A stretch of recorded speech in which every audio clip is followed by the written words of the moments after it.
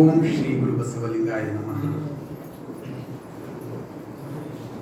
ನಡೆಯು ನೀನೇ ಬಸವ, ನುಡಿಯು ನೀನೇ ಬಸವ, ನಡೆನುಡಿಗೆ ಕರ್ತನು ನೀನೇ ಬಸವ.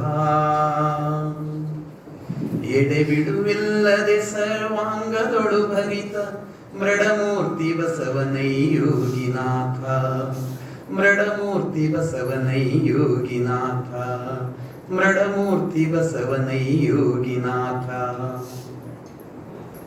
ನಡೆಗೂ ಕರ್ತ ಬಸವ, ನುಡಿಗೂ ಕರ್ತ ಬಸವ ಎಂಬ ನಡೆನುಡಿಗೆ ಕರ್ತನಾಗಿರ್ತಕ್ಕಂತಹ ಬಸವ ತಂದೆಯನ್ನ ಎನ್ನ ಹೃದಯ ಮಂದಿರದಲ್ಲಿ ಧ್ಯಾನಿಸುತ್ತಾ 12ನೇ ಶತಮಾನದ ಸಕಲ ಶರಣರನ್ನ ಎನ್ನ ಮನ ಮಂದಿರದಲ್ಲಿ ಧ್ಯಾನಿಸುತ್ತಾ ಬಸವ ಕೈಂಕರ್ಯವನ್ನ ನಾಡಿನುದ್ದಗಲಕ್ಕೂ ಪಸರಿಸುತ್ತಿರುವ ಎಲ್ಲ ಪುಣ್ಯಾತ್ಮರಲ್ಲಿ ಮಹಾತ್ಮರಲ್ಲಿ ನನ್ನ ಭಕ್ತಿಯ ಶರಣುಗಳನ್ನು ಸಲ್ಲಿಸುತ್ತಾ ಇಂದಿನ 665ನೆಯ ಬಸವ ಜ್ಯೋತಿ ಕಾರ್ಯಕ್ರಮದಲ್ಲಿ ಭಾಗಿಯಾಗಿರುವ ತಮ್ಮೆಲ್ಲರ ದಿವ್ಯ ಪಾದಗಳಿಗೆ ನನ್ನ ಭಕ್ತಿಯ ಶರಣು ಶರಣಾರ್ಥಿ.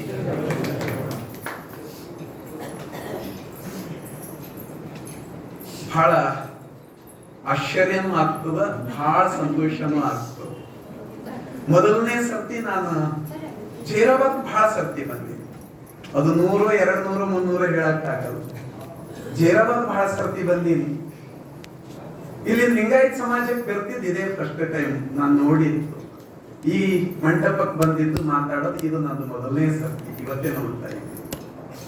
ಇಲ್ಲಿ ಬರ್ಬೇಕಾದ್ರೂ ನನಗ ಪ್ರಭಾಕರ್ ಸರ್ ಅವ್ರು ಫೋನ್ ಮಾಡಿ 3, 4, 5 ಸರ್ತಿ ಹೇಳಿದ್ರು, ಸರ್ ನಮ್ಮಲ್ಲಿ ಟೈಮಿಂಗ್ ಮಹತ್ವ ಅದ ರೀ, ಟೈಮಿಂಗ್ ಮಹತ್ವ ಅದ ರೀ, ನೀವು ಬೀದರ್ದಾಗಿನ ಕಾರ್ಯಕ್ರಮ ಹಾಗೆ ತಿಳ್ಕೊಳಕ್ ಹೋಗ್ಬೇಡ್ರಿ, ನಿಮ್ಮಲ್ಲಿ ಹೇಳ್ತಾರೆ ಒಂದ್ ಟೈಮು ಸ್ಟಾರ್ಟ್ ಆಗ್ತದೆ, ಒಂದ್ ಟೈಮ್ ನೀವು ಎಕ್ಸಾಕ್ಟ್ ಟೈಮಿಗೆ ಇಲ್ಲಿ ಇರಬೇಕು.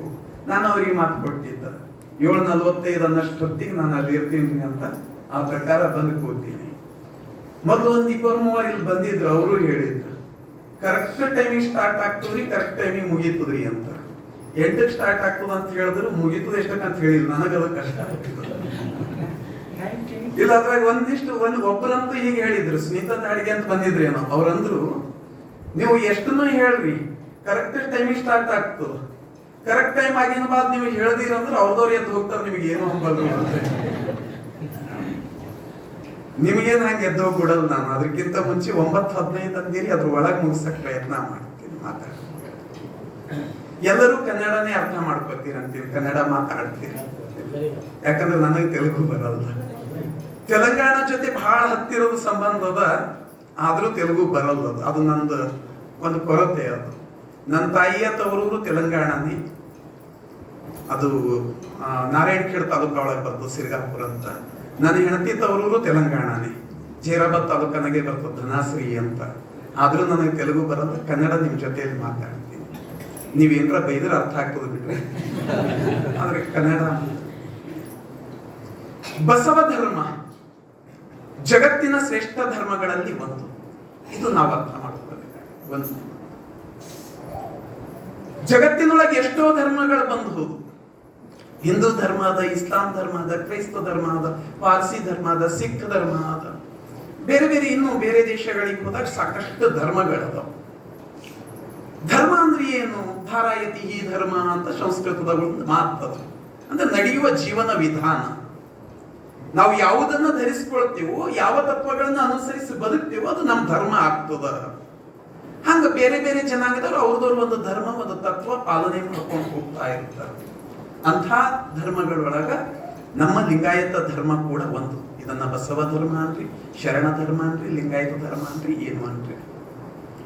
ಆದ್ರೆ ಒಂದು ವೈಶಿಷ್ಟ್ಯತೆ ಏನದ ಅಂದ್ರ, ಎಲ್ಲಾ ಧರ್ಮಗಳಿಗಿಂತಲೂ ಇದು ವಿಭಿನ್ನ, ವಿಶಿಷ್ಟ, ಬಹಳ ವೈವಿಧ್ಯಮಯವಾಗಿರ್ತಕ್ಕಂಥ ಧರ್ಮ. ಇಂಥದ್ದು ಮತ್ತೊಂದು ಕಡೆ ನೋಡಕ್ ಸಿಗಲ್ಲ.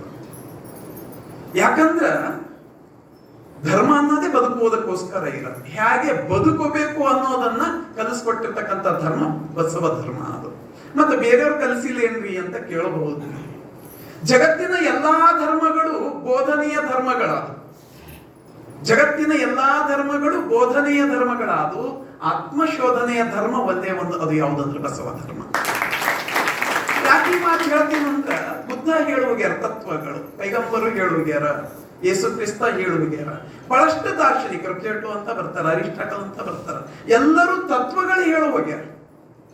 ಎಲ್ಲಾ ಧರ್ಮ ಪ್ರವರ್ತಕರು ತತ್ವಗಳನ್ನ ಹೇಳುವಾಗ್ಯಾರ, ಚಿಂತನೆಗಳನ್ನ ಹೇಳುವಾಗ್ಯಾರ, ಬಹಳ ಉನ್ನತ ವಿಚಾರಗಳನ್ನ ಕೊಟ್ಟಾರ. ಆದ್ರ ಹಾಗೆ ಹೇಳುವುದ್ರ ಜೊತೆಯಲ್ಲಿ ಹಾಗೆ ಬದುಕಬೇಕು ಅಂತ ಕಲಿಸಿರ್ತಕ್ಕಂಥವ್ರು ಒಬ್ಬರೇ ಯಾರು ಅಂದ್ರೆ ಅದು ಬಸವಣ್ಣನವರು ಮತ್ತು ಶರಣರು ಮಾತ್ರ. ಹಾಗೆ ಬದುಕಿ ತೋರಿಸ್ಯಾರ. ಅದಕ್ಕ ನಾನಿವತ್ತು ಮಾತಾಡೋದು ಒಂದೇ, ಬಸವ ಧರ್ಮ ನಮಗೆ ಹೇಗೆ ಬದುಕಕ್ಕೆ ಹೇಳ್ತದ ಅಂತ. ಹೆಂಗ ಬದುಕ್ಲಕ್ಕೆ ಹೇಳ್ತದ? ಬದುಕು ಅಂದ್ರೆ ಏನು? ಒಂದು ಪ್ರಶ್ನೆ ಮಾಡ್ಕೊಂಡು ಮುಂದಕ್ಕೆ ಹೋಗೋಣ. ಬದುಕು ಅಂದ್ರೆ ಏನು? ಪರ್ಫೆಕ್ಟ್ ಲೈಫ್ ಅಂದ್ರೆ ಏನು?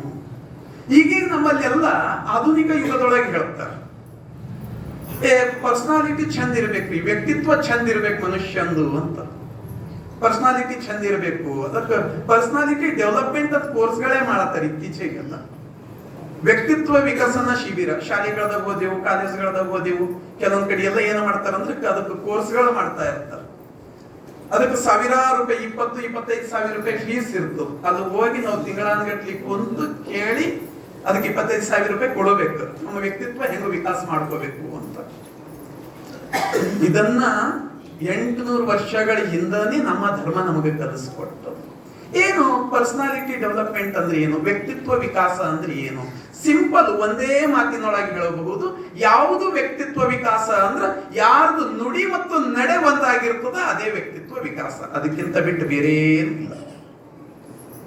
ನಡೆ ಮತ್ತು ನುಡಿ ಒಂದಾಗಿರೋದು.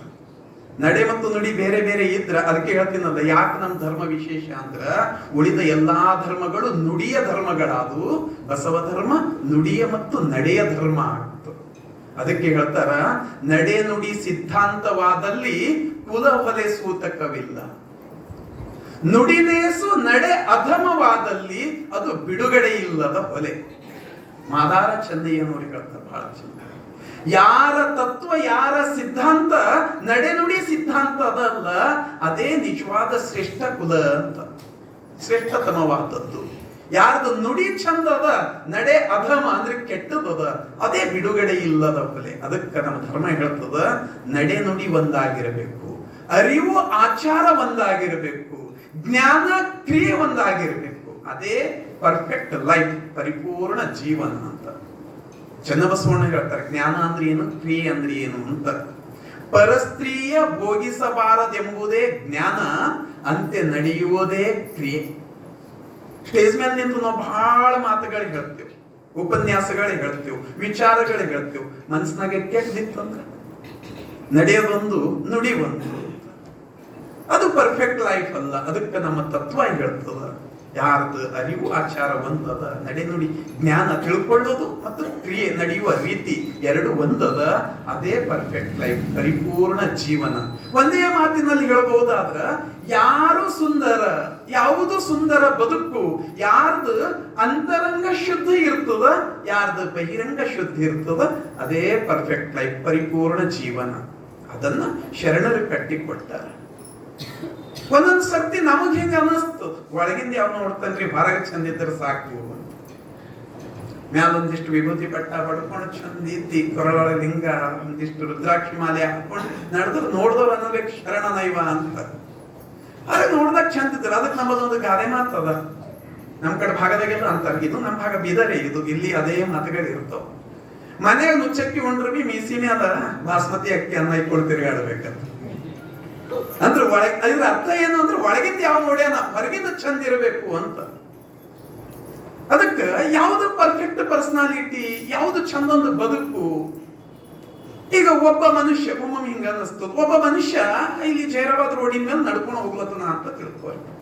ಒಬ್ಬ ಮನುಷ್ಯ ಹೋಗ್ಲತ್ತನ, ಹೆಂಗ ಕಾಣಿಸ್ಲತ್ತನ ಅಂದ್ರೆ ನೋಡಿದ್ರ ಈಗ ಚಂದ ಹಿಕ್ಕೊಂಡು ಮಟ್ಟು ಚಂದ ಸುಂದರನ, ಚಂದ ಬಟ್ಟಿ ಎಲ್ಲ ಟಿಕ್ ಟಾಕ್ ಹಾಕ್ಯಾನ, ಇನ್ನು ಮಾಡ್ಯಾನ, ಎಲ್ಲಾ ರೀತಿ ನೋಡಿದ್ರೆ ಬಹಳ ಸುಂದರ ಕಾಣಿಸ್ಲತ್ತ. ನಮ್ಮ ಮಾತಿನಾಗ ಹೇಳ್ಬೇಕಾದ್ರೆ ಹೀರೋ ಕಾಣಿನಂಗ ಕಾಣತ್ತಾನ. ಅಲ್ಲು ಅರ್ಜುನ್ ಮತ್ತೊಂದು ಇರ್ತಾರಲ್ಲ, ಹಿಂಗ ಹೀರೋ ಕಾಣಿನಂಗ ಕಾಣತ್ತಾನ. ಯಾರಿಗಾದ್ರೂ ನೋಡಿದ್ರೆ ಒಂದು 5 ನಿಮಿಷ ಅವನಿಗೆ ನೋಡ್ಬೇಕು ಅನ್ಸ್ಬೇಕು, ಅಷ್ಟು ಸುಂದರ. ಹಿಂಗ ಅವ್ರ ರೋಡಿನ ಮೇಲೆ ಹೋಗ್ಬೇಕಾದ್ರೆ ಎಲ್ಲರೂ ಅವನಿಗೆ ನೋಡ್ತಾರೆ, ಗೇಟ್ ಚಂದ ಅದ್ರಾಗ ಹೋಗೋರು ಅಂತಾರೆ, ಪರ್ಸನಾಲಿಟಿ ಎಷ್ಟು ಭಾರಿ ಅದ ಅಂತ. ವಾಟ್ ಎ ಗ್ರೇಟ್ ಪರ್ಸನಾಲಿಟಿ, ಏನ್ ಪರ್ಸನಾಲಿಟಿ ಅದ ರೀ ಅಂತ. ಎಲ್ಲರೂ ಅವನಿಗೆ ನೋಡ್ಕೋತಿದ್ರು, ಅಷ್ಟು ಸುಂದರ. ಅವ ನೋಡ್ತಾ ನೋಡ್ತಾ ನಡೆದಾನ, ಬಿರಿ ಬಿರಿ ಬಿರಿ ಬಿರಿ ರೋಡ್ ಮೇಲೆ ನಡೆದಾನ. ಎದ್ರಿಗೆ ಒಂದು ಮುದುಕಿ ಬಂದದ ಅಂತ ತಿಳ್ಕೊರ, ಹಣ್ಣು ಮುದುಕಿ ಅದ. ಆ ತಲೆ ಮೇಲೆ ಒಂದು ಬುಟ್ಟಿ ಅದ, ಹಣ್ಣು ಹೊತ್ಕೊಂಡು ನಡೋದು ಮನೆಗೇನೋ ಅಥವಾ ಮಾರ್ದಾಗ ತಗೊಂಡು ನಡ್ದಾಳು. ಆಕೆ ಹಿಂಗೆ ಹೋಗ್ಬೇಕಾದ್ರ ಅವ ಹಿಂಗೆ ಬಿರ್ಬಿರ್ ಬಂದ ಆಕಿನ ಕಡೆ ನೋಡಿಲ್ಲ, ಏಕ್ದಮ್ ದಿಕ್ಕಿ ಹೊಡೆದ ಮುಂದಕ್ಕೆ ಹೋದ. ಮುದುಕಿ ಕೆಳಗೆ ಬಿತ್ತು, ಹಣ್ಣುಗಳೆಲ್ಲ ಕೆಳಗೆ ಬಿದ್ದವು ರೋಡಿನ ಮೇಲೆ ಎಲ್ಲ. ಏನ್ ಅನಿಸ್ತದ? ಅವ ಹಿಂಗ ತಿರುಗಿ ನೋಡ್ದ, ಏ ಮುದುಕಿ, ರೋಡಿಗೆ ಅದಕ್ಕೆ ಸಾಯ್ಲಕ್ ಬಂದಿದಿ, ಹಣ್ಣು ಮುದುಕಿ ಆಗಿದಿ, ಮನೆ ಮೂಲೆ ಕೂಡ್ದಕ್ ಬರಲ್ಲ ಅಂತ ಹೇಳಿ ಅಂದು ಹಂಗೆ ಮುಂದಕ್ಕೆ ಹೋದ ಅಂತ ತಿಳ್ಕೊರಿ. ಏನ್ ಅನಿಸ್ತದ ನಿಮ್ಗ? 5 ನಿಮಿಷದ ಮೊದಲು ಅವನಿಗೆ ನೀವೇನ್ ಅಂದಿರಿ? ವಾಟ್ ಎ ಗ್ರೇಟ್ ಪರ್ಸನಾಲಿಟಿ ಅಂತ ಅಂದಿರಿ. ಹೌದಾ? ನಾವೇ ಅಂತಿದೆವು, ಎಷ್ಟು ಚಂದನ ಪರ್ಸನಾಲಿಟಿ, ಎಷ್ಟು ಚಂದದ ಒಂದು ಅಂತ. 5 ನಿಮಿಷದಾಗ ನಮ್ಮ ವಿಚಾರಗಳಿಂದ ಬದಲಾಗಿ ಹೋಗ್ತದೆ. ಅಂದ್ರೆ ಹೊರಗಿಂದ ನೋಡ್ದಾಗ ಸುಂದರ ಇದ್ರೆ ಅಷ್ಟೇ ಅಲ್ಲ, ಒಳಗಿಂದ ಸುಂದರ ಇರಬೇಕು ಅಂತ. ಅದಕ್ಕೆ ನಮ್ಮಲ್ಲಿ ಹಿರುಗಳೆಲ್ಲ ಬಹಳ ಚಂದ ಹೇಳ್ತಾರೆ ಬಹಳ ಸರ್ತಿ, ಹೊರಗಿಂದ ಏನ್ ನೋಡ್ಲತ್ತೀವಿ, ಒಳಗಿನ ಗುಣ ನೋಡು, ಮುಂದೆ ಮಗಳು ಚಂದ ಬದುಕ್ತಾಳ ಅಂತ ಹೇಳ್ತಾರೆ. ಹಿಂಗ್ ನೆಂಟಸ್ತನಕದ ಹೋಗ್ಬೇಕಾದ್ರೆ ಬಣ್ಣ ನೋಡಿ ಏನು ಮಾಡೋದದ, ಮಾರಿ ನೋಡಿ ಏನು ಮಾಡಕ್ಕೈತಿ, ಒಳಗಿನ ಗುಣ ಚಂದ ಇರಬೇಕು, ಅಂತರಂಗ ಶುದ್ಧಿ ಇರಬೇಕು ಅಂತ. ಹಿಂಗಾಗಿ ಅದ ಅಂತ ತಿಳ್ಕೊರಿ. ಎಲ್ಲೋ ರೋಡಿನ ಮೇಲೆ ಹೋಗ್ಲತ್ತೀರಿ, ಒಬ್ರು ಹಾದಿಗೆ ಹೋಗೋರಿಗೆ ಬ್ಯಾಸ್ಗೆ ದಿನ ಅದ, ಬಹಳ ಬಿಸಿಲದ, ಕುಡಿಲಕ್ಕ ಎಲ್ಲರಿಗೆ ನೀರ್ ಕೊಡ್ಲತ್ತಾರ, ಪೈಪ್ ಹಿಡ್ದು ನೀರ್ ಕುಡ್ಲತ್ತಾರ, ಹಿಂಗ್ ದಾಸೋಹ ಮಾಡ್ಲತ್ತಾರ, ಚಂದ ಅಂತ ತಿಳ್ಕೊರಿ. ಹೋಗೋರಿಗೆಲ್ಲ ಮನ್ಸಿಗೆ ಖುಷಿ, ಊಟ ಸಿಗ್ಲತ್ತದ, ದಾಸೋಹ ಎಲ್ಲ ಮಾಡ್ತಾರ, ಅವ್ರ ಮನಸ್ಸು ಶುದ್ಧ ಅದ. ಆದ್ರೆ ಒಂದು ಸಮಸ್ಯೆ ಏನದ ಅಂದ್ರೆ, ಅವ್ರು ಮುಂಜಾನೆ ಹಂಗೆ ಬಂದು ನಿಂತು ಕೊಡೋರು, ಮೈ ತೊಳ್ಕೊಂಡವ್ರ ಅಂತ, ಮಾರಿ ತೊಳ್ಕೊಂಡಿದ್ದು ಏನಿಲ್ಲ ಬಂದಾರ, ಕಣ್ಣಿನಿಂದ ಏನೇನೋ ಅಂತ ಮಾರಿ ಹಿಂಗೋ ಗಲೀಜದ, ಒಂದಿಷ್ಟು ಅಸ್ತವ್ಯಸ್ತ ಕಾಣತ್ತಾರ, ನೀರು ಕುಡ್ದತ್ತಾರ, ಊಟ ಕುಡ್ಲತ್ತಾರ. ಹೋಗ್ತೀರೇನು? ಹೆಸ್ಗಿ ಅನಸ್ತದ. ಒಳಗ್ ಶುದ್ಧ ಅದ, ಹೊರಗಿನ ತಗೊಂಡು ಏನು ಮಾಡತ್ತ ಅಂತ ಹೋಗಿ ನಿಂದಿರ್ತೇವೇನು? ಇಲ್ಲ. ಅದಕ್ಕ ಶರಣರು ಏನ್ ಹೇಳ್ತಾರಂದ್ರ, ಬರೀ ಬಹಿರಂಗ ಶುದ್ಧಿ ಅಲ್ಲ, ಬರೀ ಅಂತರಂಗ ಶುದ್ಧಿ ಅಲ್ಲ, ಎರಡೂ ಬೇಕು. ಅದಕ್ಕ ಅಂತರಂಗ ಶುದ್ಧಿ ಮತ್ತು ಬಹಿರಂಗ ಶುದ್ಧಿ ಇವೆರಡು ಯಾರ ಹತ್ರ ಇರ್ತದ ಅವನೇ ಪರಿಪೂರ್ಣ ಮನುಷ್ಯ, ಪರ್ಫೆಕ್ಟ್ ಲೈಫ್ ಅಂತ ಹೇಳ್ತಾರೆ. ಪರಿಪೂರ್ಣ ಜೀವನ, ಪರ್ಫೆಕ್ಟ್ ಪರ್ಸನಾಲಿಟಿ, ವ್ಯಕ್ತಿತ್ವ. ಹಾಂಗ ನಾವು ಬದುಕಬೇಕು ಅಂತ ನಮಗ ಬಸವಣ್ಣನವರು ಶರಣರು ಕಲಿಸ್ಕೊಡ್ತಾರೆ.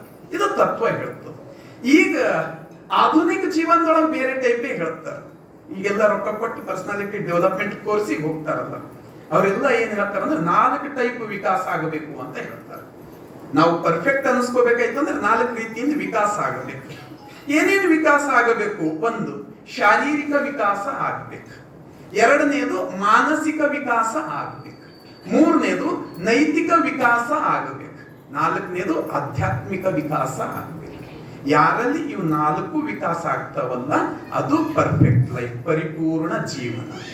ಈಗ ನಾವು ಚಂದ ವ್ಯಕ್ತಿತ್ವ ರೂಪಿಸ್ಕೊಳ್ಬೇಕು. ಎಲ್ಲರಿಗೂ ಇರ್ತದ ಮನಸ್ಸು, ನಾನು ಚಂದ ವ್ಯಕ್ತಿತ್ವ ರೂಪಿಸ್ಕೊಳ್ಬೇಕು, ಚಂದ ಬೆಳಿಬೇಕು ಅಂತ. ಯಾರಿಗೆ ಪರಿಪೂರ್ಣ ವ್ಯಕ್ತಿ ಅನಿಸ್ಕೊಳ್ಬೇಕಾಗ್ಯದ, ಪರಿಪೂರ್ಣ ವ್ಯಕ್ತಿತ್ವ ಮಾಡ್ಕೊಳ್ಬೇಕಾಗ್ಯದ, ಈ 4 ಯಾರ ಹತ್ರ ಡೆವಲಪ್ ಆಗ್ತದಲ್ಲ ಅದು ಪರಿಪೂರ್ಣ ವ್ಯಕ್ತಿತ್ವ. ಶಾರೀರಿಕ ವಿಕಾಸ, ಶರೀರ ಚಂದ ಇಟ್ಕೊಳ್ಬೇಕು. ಮಾನಸಿಕ ವಿಕಾಸ, ನೈತಿಕ ವಿಕಾಸ, ಆಧ್ಯಾತ್ಮಿಕ ವಿಕಾಸ. ಇದು ಈಗ ಸೈಕಾಲಜಿಸ್ಟ್ ಹೇಳತ್ತಾರೆ, ಮನೋವಿಜ್ಞಾನಿಗಳು ಎಲ್ಲರೂ ಈಗ ಹೇಳ್ತಾರೆ, ಈ 4 ರೀತಿಯಿಂದ ವಿಕಾಸ ಆದ್ರನೇ ಅದು ಪರಿಪೂರ್ಣ ಜೀವನ. ಈಗಿಂದ ಯಾಕೆ ಹೇಳತ್ತೀರ್ರಿ? ಬಸವಣ್ಣವ್ರು ಏನೋ ಹೇಳಿಲ್ಲ ಏನೋ ಅದ್ರ ಬಗ್ಗೆ, ಶರಣರು ಏನೋ ಹೇಳಿಲ್ಲ ಏನೋ ಅದ್ರ ಬಗ್ಗೆ ಪ್ರಶ್ನೆ ಬರ್ತಿರ್ಬೇಕು ನಿಮ್ ತಲೆ. 850-900 ವರ್ಷದಿಂದನೇ ಶರಣರಿದಿ ಹೇಳ. ಅಕ್ಕ ಮಹಾದೇವಿ ಒಂದು ವಚನದೊಳಗೆ ಹೇಳ್ತಾರ ಹಿಂಗ. ಅಕ್ಕ ಮಹಾದೇವಿ ಹೇಳ್ತಾರ ಒಂದು ವಚನ ಹಿಂಗ ಅದ, ನಡೆ ಶುಚಿ, ನುಡಿ ಶುಚಿ, ತನು ಶುಚಿ, ಮನ ಶುಚಿ, ಭಾವ ಶುಚಿ, ಇಂತಿ ಪಂಚತೀರ್ಥಗಳನ್ನೊಳಕೊಂಡ ಸತ್ಯ ಶರಣರ ತೋರಿ ಎನ್ನ ನುಡಿಕೊಳ್ಳ ಚನ್ನಮಲ್ಲಿಕಾರ್ಜುನ. ನನಗೆ ಎಂಥ ಶರಣರನ್ನ ನೀವು ತೋರಬೇಕು ಅಂದ್ರ ಪಂಚತೀರ್ಥಗಳನ್ನೊಳಕೊಂಡ ಸತ್ಯ ಶರಣರನ್ನ ತೋರಬೇಕು. ಪಂಚತೀರ್ಥ ಅಂತ ಅಕ್ಕ ಮಹಾದೇವಿ ಯಾವ್ದಕ್ ಕರೀಲತ್ತಾರಂದ್ರ, ನಡೆ ಶುಚಿ, ನುಡಿ ಶುಚಿ, ತನು ಶುಚಿ, ಮನ ಶುಚಿ, ಭಾವ ಶುಚಿ. ನಡೆ ಮತ್ತು ನುಡಿ ಶುಚಿ ಆಗಿರ್ಬೇಕು. ತನು ಶುಚಿ, ಅವ್ರೇನ್ ಶಾರೀರಿಕ ವಿಕಾಸ ಹೇಳ್ಯಾರಲ್ಲ ಅದೇ ಅಲ್ಲ. ಮನ ಶುಚಿ, ಮಾನಸಿಕ ವಿಕಾಸ ಏನ್ ಹೇಳ್ಯಾರಲ್ಲ ಅದೇ ಅಲ್ಲ. ಭಾವ ಶುಚಿ, ನೈತಿಕ ಆಧ್ಯಾತ್ಮಿಕ ವಿಕಾಸ ಏನ್ ಹೇಳ್ಯಾರಲ್ಲ ಅದೇ ಅಲ್ಲ. ಇವೆಲ್ಲ ಶುಚಿತ್ವವನ್ನ ಒಳಗೊಂಡ್ರನೇ ಅದು ಪರ್ಫೆಕ್ಟ್ ಲೈಫ್. ಯಾವುದೋ ಒಂದಿದ್ರಲ್ಲ, ಬರೀ ಶರೀರ ವಿಕಾಸ ಆಗ್ತು ಇಲ್ರಿ, ನಾನು ಶಾರೀರಿಕವಾಗಿ ಬಹಳ ಚಂದ ಬೆಳೆದೇನಿ, ಪವನ್ ಕಲ್ಯಾಣ್ ಹಂಗಿದ್ದೀನಿ ನಾನು, ಅಥವಾ ನಾನು ಪುನೀತ್ ರಾಜ್ಕುಮಾರ್ ಹಂಗಿದ್ದೀನಿ, ಇಲ್ಲ. ಬರೀ ಯಾವುದೋ ಒಂದು ಪರ್ಫೆಕ್ಟ್ ಇದ್ರೆ ಅದು ಪರ್ಫೆಕ್ಟ್ ಲೈಫ್ ಅಲ್ಲ.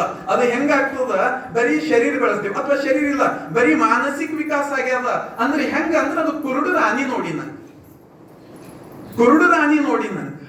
ಎಲ್ಲೋ ಒಂದು ಕಡೆ 4 ಜನ ಕುರುಡು ರಾಣಿ ನೋಡ್ದಕ್ ಹೋಗಿದ್ರಂತ. ನಿಮ್ಗ್ ತಲೆಯಾಗ ಬರ್ತಿರ್ಬೇಕು ಕುರುಡ್ರು ಹೆಂಗ್ ನೋಡ್ತಾರ್ರಿ, ಏನ್ ಬಿ ಹೇಳ್ತೀರಿ ನೀವು ಸ್ಟೇಜ್ ಮೇಲೆ ನಿಂತೀರಂದ್ರೆ ಬಾಯಿಗೆ ಬಂದಿಂದ ಹೇಳ್ತೀರಿ. ಕುರುಡ್ರು ಹೆಂಗ್ ನೋಡ್ತಾರ, ಕುರುಡ್ರು ನಮ್ಗಿಂತ ಬಹಳ ಚಂದ ನೋಡ್ತಾರೆ. ನಮಗೆ ಒಂದೊಂದ್ಸರ್ತಿ ಕೈದಾಗ ನೋಟ್ ಹಿಡಿದ್ರೆ ಕನ್ಫ್ಯೂಸ್ ಆಗ್ತದೆ. ನೀವು ಅವ್ರ ಕೈದಾಗ ಕೊಡ್ರಿ, ನೀವು 500 ಕೊಟ್ಟಿರಿ, 1000 ಕೊಟ್ಟಿರಿ, 2000 ಕೊಟ್ಟಿರಿ, ಪಕ್ಕ ಹೇಳ್ತಾರೆ ಇದು 1000 ಬಂದಾಗ್ಯದ್ವಿ ಅಂತ ಅವ್ರೇ ಹೇಳ್ತಾರೆ. 4 ಜನ ಕುರುಡರು ಆನಿ ನೋಡಕ್ ಹೋಗಿದ್ರಂತ.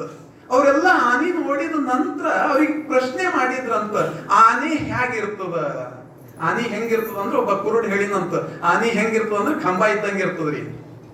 ಮನೆ ಕಂಬಗಳಿರ್ತಾವಲ್ಲ, ಇಲ್ಲ ಕಂಬ ಸ್ತಂಭ ಅಂತಾರ, ಕಂಬ ಇದ್ದಂಗೆ ಇರ್ತದ್ರಿ. ಇನ್ನೊಬ್ನಿಗೆ ಕೇಳಿದ್ರಂತ, ಆನಿ ಹೆಂಗಿರ್ತದ್ರಿ, ಆನಿ ಹಾವು ಇದ್ದಂಗೆ ಇರ್ತದ್ರಿ. ಮತ್ತೊಬ್ನಿಗೆ ಕೇಳಿದ್ರಂತ, ಆನಿ ಹೆಂಗಿರ್ತದ್ರಿ, ಆನಿ ಗೋಡೆ ಇದ್ದಂಗೆ ಇರ್ತದ್ರಿ. ಮತ್ತೊಬ್ಬ ಕುರುಡ್ ಕೇಳಿದ್ರಂತ, ಆನಿ ಹೆಂಗಿರ್ತದ್ರಿ, ಆನಿ ಕೇರುವ ಮರ ಇದ್ದಂಗೆ ಇರ್ತದ್ರಿ ಅಂತ. ಕೇರ ಮರ ಇರ್ತದಲ್ಲ, ಮರ ಇದ್ದಂಗೆ ಇರ್ತದ್ರಿ ಅಂತ. ಯಾಕೆ ಹಂಗ ಹೇಳ್ಯಾರ? ಅವ್ರು ಕುರುಡರ ಅವ್ರು ಹೆಂಗ್ ನೋಡ್ತಾರ ಅಂದ್ರೆ ಮುಟ್ಟೆ ನೋಡ್ತಾರ. ಒಬ್ಬನಿಗೆ ಕೇಳ್ಯಾರ, ಆನಿ ಹೆಂಗಿರ್ತದ, ಕಂಬ ಇದ್ದಂಗೆ ಇರ್ತದ. ಅವ ಆನಿದ ಕಾಲು ಹಿಡಿದು ನೋಡ್ಯಾನವ, ಅದಕ್ಕೆ ಅವ ಏನ್ ಹೇಳ್ತಾನಂದ್ರ ಆನಿ ಕಂಬ ಇದ್ದಂಗೆ ಇರ್ತದ. ಯಾವ ಆನಿದ ಕಿವಿ ಹಿಡಿದು ಮುಟ್ಟು ನೋಡ್ಯಾನ ನೋಡ್ರಿ, ಅವ ಏನ್ ಹೇಳ್ತಾನ ಮೊರ ಇದ್ದಂಗೆ ಇರ್ತದ. ಯಾರ ಬಾಲ ಹಿಡ್ದಾರಲ್ಲ ಅವ ಏನ್ ಹೇಳ್ತಾನಂದ್ರ ಆನಿ ಹೆಂಗಿರ್ತದ, ಹಾವಿದ್ದಂಗೆ ಇರ್ತದ ಅಂತ. ಯಾವ ಶರೀರ ಕೊಟ್ಟು ನೋಡ್ಯಾನ ಅವ ಹೆಂಗ್ ಹೇಳ್ತಾನ ಆನಿ ಗೋಡೆ ಇದ್ದಂಗೆ ಇರ್ತದ. ಹಂಗಂದ್ರ ಆನಿ ಅಂದ್ರ ಗೋಡೆ ಏನು, ಹಂಗಿರ್ತದೆ, ಮರ ಇದ್ದಂಗೆ ಇರ್ತದೆ. ಎಲ್ಲವನ್ನ ಒಳಕೊಂಡಾಗ ಅದು ಟೋಟಲಿ ಇದ್ದಾಗ ಅದಕ್ಕೆ ಆನೆ ಅಂತ ಕರಿತೀವಿ. ಅದಕ್ಕೆ ಎಲ್ಲವನ್ನ ಒಳಕೊಂಡಾಗ ಪರ್ಫೆಕ್ಟ್ ಲೈಫ್ ಪರ್ಸನಾಲಿಟಿ ಡೆವಲಪ್ಮೆಂಟ್. ಶಾರೀರಿಕ ವಿಕಾಸನೂ ಇರಬೇಕು, ಮಾನಸಿಕ ವಿಕಾಸನೂ ಇರಬೇಕು, ನೈತಿಕ ವಿಕಾಸನೂ ಇರಬೇಕು, ಆಧ್ಯಾತ್ಮಿಕ ವಿಕಾಸನೂ ಇರಬೇಕು. ಈ ಎಲ್ಲಾ ರೀತಿಯಿಂದ ನಾವು ಬೆಳೆದೇವಂದ್ರೆ ಮಾತ್ರ ಪರಿಪೂರ್ಣತೆ ಅಂತ ಕರೀತಾರ, ಇಲ್ಲ ಅಂದ್ರೆ ಪರಿಪೂರ್ಣತೆ. ಮತ್ತೆ ಶರಣರು ಹೇಳ್ಯಾರೇನೋ ಅದ್ರ ಬಗ್ಗೆ, ವಚನ ಅಂತೂ ಹೇಳ್ಯಾರ, ತನುಶುಚಿ, ಮನಶುಚಿ, ಭಾವಶುಚಿ. ಸಪರೇಟ್ ಆಗಿ ಏನ್ರ ಹೇಳ್ಯಾರೇನು? ಮೊದಲನೇದಾಗಿ ತನುಶುಚಿ, ಶಾರೀರಿಕ ವಿಕಾಸ. ಹೇಳ್ತೀನಿ ನಾನು, ಮನುಷ್ಯನಿಗೆ ಎಲ್ಲಕ್ಕಿಂತ ಮುಖ್ಯವಾದದ್ದು ಯಾವುದಂದ್ರೆ ಶರೀರನೇ. ಶರಣರು ಅದನ್ನೇ ಹೇಳ್ಯಾರ. ಅದಕ್ಕ ಶರಣರು ಏನ್ ಹೇಳ್ತಾರಂದ್ರ, ಪ್ರಾಣವೆಂಬ ಲಿಂಗಕ್ಕೆ ಕಾಯವೇ ಸಜ್ಜೆ. ಹಂಗ ಒಂದು ಲಿಂಗ ಇಡಬೇಕಾದ್ರೆ ಸಜ್ಜೆ ಬೇಕಲ್ಲ, ಸ್ಥಾನ ಬೇಕಲ್ಲ. ಲಿಂಗ ಎಲ್ಲಿಡುತ್ತೇವು? ಲಿಂಗಕ್ಕೆ, ಇಷ್ಟ ಲಿಂಗಕ್ಕೆ ಸಜ್ಜೆ ಯಾವುದು ಅಂದ್ರೆ ನಮ್ಮ ಅಂಗೈ, ಎಡಗೈಯ ಅಂಗೈಯೇ ಇಷ್ಟಲಿಂಗಕ್ಕೆ ಸಜ್ಜೆ. ಪ್ರಾಣ ಎನ್ನುವ ಲಿಂಗಕ್ಕೆ ಸಜ್ಜೆ ಯಾವುದು? ಈ ಕಾಯವೇ ಸಜ್ಜೆ. ಕಾಯನೇ ಇಲ್ಲ ಅಂದ್ಮೇಲೆ ಪ್ರಾಣ ಇರಲ್ಲ. ಶರೀರದ ಅಂತ ಪ್ರಾಣ ಅದ, ಶರೀರ ಇಲ್ಲ ಅಂದ್ರೆ ಪ್ರಾಣಕ್ಕೆ ನಿಲ್ಸ್ಲಕ್ ಅವಕಾಶನೇ ಇಲ್ಲ. ಅದಕ್ಕ ಶರಣರು ಹೇಳ್ತಾರ, ತನುವಿಡಿದು ಗುರುವ ಕಂಡೆ, ತನುವಿಡಿದು ಲಿಂಗವ ಕಂಡೆ, ತನುವಿಡಿದು ಜಂಗಮವ ಕಂಡೆ. ತನು ಅದ ಅಂದ್ರನೇ ಗುರು, ಲಿಂಗ, ಜಂಗಮ ಎಲ್ಲ. ತನು ಇಲ್ಲ ಅಂದ್ರೆ ಈ ಶರೀರ ಇಲ್ಲ ಅಂದ್ರೆ ಏನೂನೇ ಇಲ್ಲ. ಅದಕ್ಕೆ ಈ ಶರೀರನೇ ನಮಗೆ ಎಲ್ಲಕ್ಕಿಂತ ಮುಖ್ಯವಾದದ್ದು. ಶರೀರ ಇಲ್ಲ ಅಂದ್ರೆ ಯಾವುದೂ ಇಲ್ಲ. ಅದಕ್ಕ ಶರೀರ ಅತ್ಯಂತ ಮುಖ್ಯವಾದದ್ದು. ಅದಕ್ಕ ಬಸವಣ್ಣನವರು ಹೇಳ್ತಾರ, ಕಾಯವೇ ಕೈಲಾಸ, ಕಾಯಕವೇ ಕೈಲಾಸ ಹೇಳ್ಯಾರ. ಅದನ್ನು ಹೇಳಿರ್ತಕ್ಕಂಥವ್ರು ಮಾರಯ್ಯ ಐದಕ್ಕಿ ಮಾರಯ್ಯ ಬಸವಣ್ಣವ್ರ ಒಂದು ವಚನದೊಳಗೂ ಅದ. ಬಸವಣ್ಣವ್ರು ಇನ್ನೊಂದು ವಚನದೊಳಗೆ ಹೀಗೆ ಹೇಳ್ತಾರ, ಶರಣ ನಿದ್ರೆಗೈದಡೆ ಜಪ ಕಾಣಿರು, ಶರಣ ನೆದ್ದು ಕುಳಿತರೆ ಶಿವರಾತ್ರಿ ಕಾಣಿರು, ಶರಣ ನುಡಿದುದೇ ಶಿವತತ್ವ ಕಾಣಿರು, ನಮ್ಮ ಕೂಡದ ಸಂಗನ ಶರಣರ ಕಾಯವೇ ಕೈಲಾಸ ಕಾಣಿರು. ಈ ಶರೀರನೇ ಏನದ? ಕೈಲಾಸ ಅದ. ಅದಕ್ಕೆ ಈ ಶರೀರವನ್ನ ಚಂದ ಇಟ್ಕೊಂಡೇವಂದ್ರೆ ಉಳಿದದೆಲ್ಲ ಚಂದ ಇರ್ತದ. ಶರೀರನೇ ಚಂದ ಇಲ್ಲ, ಮನಸ್ಸು ಎಲ್ಲಿ ಚಂದ ಇರ್ತದ? ಅದಕ್ಕೆ ಒಂದು ಇಂಗ್ಲಿಷ್ ಮಾತದ ಹಿಂಗ, sound mind in a sound body. ಸದೃಢವಾದ ಶರೀರದಲ್ಲಿ ಸದೃಢವಾದ ಮನಸ್ಸು ಇರುತ್ತದೆ. ಯಾರ ಶರೀರ ಚಂದ ಇರ್ತದ, ಮನಸ್ಸು ಚಂದ ಇರ್ತದ. ಅದಕ್ಕೆ ಶರೀರ ಚಂದ ಇಟ್ಕೊಳ್ಬೇಕು ಅಂತ ನಮ್ಮ ಶರಣರಿಗೆ ಹೇಳ್ತಾರ. ಮತ್ತೆ ಈ ಶರೀರ ಇಲ್ಲ ಅಂದ್ರೆ ಏನೂನೇ ಇಲ್ಲ. ಶರೀರನೇ ಎಲ್ಲಕ್ಕಿಂತ ಮುಖ್ಯವಾದದ್ದು. ನಮ್ಮದು ಬಹಳ ಸರ್ತಿ ಏನು ಮಾಡ್ತೀವಿ ಅಂದ್ರೆ ಈ ಶರೀರ ಹಾಳು ಮಾಡ್ಕೊಳಕ್ ನೋಡ್ತೀವಿ. ಅದಕ್ಕೆ ಶರೀರ ಚಂದ ಬೆಳೆಸಬೇಕಾದ್ರ, ಶಾರೀರಿಕ ವಿಕಾಸ ಆಗ್ಬೇಕಾದ್ರೆ ಏನೇನು ಮಾಡಬೇಕ್ರಿ? ಅದಕ್ಕೆ ಆಧುನಿಕ ವ್ಯಕ್ತಿಗಳು 4 ತಂತ್ರಗಳು ಹೇಳ್ತಾರೆ. ಈ ಶರೀರ ಚಂದ ವಿಕಾಸ ಆಗಬೇಕೈತಂದ್ರ ಒಂದನೇದಾಗಿ ಶರೀರ ಸ್ವಚ್ಛ ಇಟ್ಕೊಳ್ಬೇಕು. ಒಂದನೇದು ಸ್ವಚ್ಛತೆ, ಎರಡನೇದು ಆಹಾರ, ಎಂತ ಆಹಾರ ತಗೋಬೇಕು ಅಂತ ಈ ತತ್ವವನ್ನ ಹೇಳ್ತಾರೆ. ಮೂರನೇದಾಗಿ ಶರೀರ ನಾವು ಚಂದ ಬೆಳೆಸ್ಬೇಕಾದ್ರೆ ಒಂದನೇದಾಗಿ ಸ್ವಚ್ಛತೆ, ಎರಡನೇದಾಗಿ ಆಹಾರ, ಮೂರನೇದಾಗಿ ಸಮಾಧಾನದ ಸ್ಥಿತಿಯಿಂದ ನಾವು ಇರಬೇಕು. ಹೀಗೆ ತತ್ವಗಳನ್ನ ಹೇಳ್ತಾ ಹೋಗ್ತಾರೆ. ಇದನ್ನ ಶರಣರು ಕೂಡ ಹೇಳ್ಯಾರ. ಈ ಶರೀರ ಸ್ವಚ್ಛ ಇಟ್ಕೊಳ್ಬೇಕು. ಈಗೆಲ್ಲ ಹೇಳ್ತಾರಲ್ಲ, ಊರಾಗ ರೋಗ ರುಜಿನ ಬರಬಾರ್ದು, ಏನು ಬರಬಾರ್ದು ಅಂದ್ರೆ ಸ್ವಚ್ಛ ಭಾರತ ಆಂದೋಲನ, ಸ್ವಚ್ಛ ಗ್ರಾಮ, ಹಿಂಗೆಲ್ಲ ಮಾಡ್ತಾ ಹೋಗ್ತಾರೆ. ನಮಗೆ ಬಸವಣ್ಣನ ಅವತ್ತೇ ಹೇಳ್ಯಾರ, ಈ ಶರೀರದಿಂದನೇ ಪ್ರತಿಯೊಂದು ಶರೀರನೇ ಚಂದ ನೋಡ್ಕೋಬೇಕು, ಸ್ವಚ್ಛ ಇಟ್ಕೊಳ್ಬೇಕು ಅನ್ನೋದನ್ನ ಇಂಡೈರೆಕ್ಟ್ ಹೇಳ್ಯಾರ. ಹೆಂಗ್ ಹೇಳ್ಯಾರ ಅಂದ್ರ, ಈ ಶರೀರ ಅನ್ನೋದು ಏನದ ಅಂದ್ರೆ ಒಂದು ದೇವಾಲಯ ಅದ. ನಮ್ಮೆಲ್ಲರ ತಲೆಯಾಗ ಏನದ ಅಂದ್ರೆ ಎಲ್ಲಿ ದೇವ್ರು ಕೂಡ್ತಾನೋ ಅದು ಒಂದು ಸ್ವಚ್ಛ ಇಡಬೇಕು ಅಂತ. ಉಳಿದಿನ ಹೆಂಗಿದ್ರೆ ನಡೀತು. ಅದಕ್ಕೆ ಈಗ ಮೊನ್ನೆಲ್ಲ ದೇವ್ರುಗಳು ಕೂಡ್ಸಿರಿ, ನೀವೆಲ್ಲ ಯಾರ್ಯಾರ ದೇವ್ರಿಗೆ ಕೂಡ್ಸಿರಿ, ಏನೇನ್ ಮಾಡಿರಿ, ಹೆಂಗ್ ಹೇಳಿದ್ರು ಕೂಡ್ಸಿರ್ತೀರಿ ಬಿಡ್ರಿ. ಎಲ್ಲ ದೇವ್ರುಗಳೆಲ್ಲ ಕೂಡ್ಸಿರಿ. ಆ ದೇವ್ರು ಕೂಡ್ಸೋದಕ್ಕಿಂತ ಮುಂಚೆ ಒಂದು 5-6 ದಿವಸ ಮುಂಚೆ ಅಥವಾ 9 ದಿನದವ್ರು ಇದ್ದೀರಿ ಅಂದ್ರೆ 11-12 ದಿವಸ ಮುಂಚೆ ಎಲ್ಲ ಏನ್ ಮಾಡಿರಿ ಅಂದ್ರೆ ಇಡೀ ಮನೆ ಏನು ಮಾಡಿರಿ, ಸ್ವಚ್ಛ ಮಾಡಿರಿ, ಕ್ಲೀನ್ ಮಾಡಿರಿ, ಬಣ್ಣ ಹಚ್ಚಿರಿ, ಸುಣ್ಣ ಮಾಡಿರಿ, ಏನೇನೋ ಮಾಡಿರಿ, ಬಟ್ಟಿ ಎಲ್ಲ ಹೋಗ್ರಿ. ಯಾಕ ದೇವ್ರು ಬಂದು ಕೂಡೋರು. ನೀವು ಕೂಡ್ಸೋದ್ರಲ್ಲಿ ಕೂಡಾಳೆ ಏನಕ್ಕೆ ಕೂಡ್ತಾರೆ ಅಂದ್ರೆ ನಮ್ ತಲೆಗೆ ಏನದ ಅಂದ್ರೆ ಎಲ್ಲಿ ದೇವ್ರು ಇರ್ತಾರ ಅದನ್ನ ಸ್ವಚ್ಛವಾಗಿ ಇಡಬೇಕು.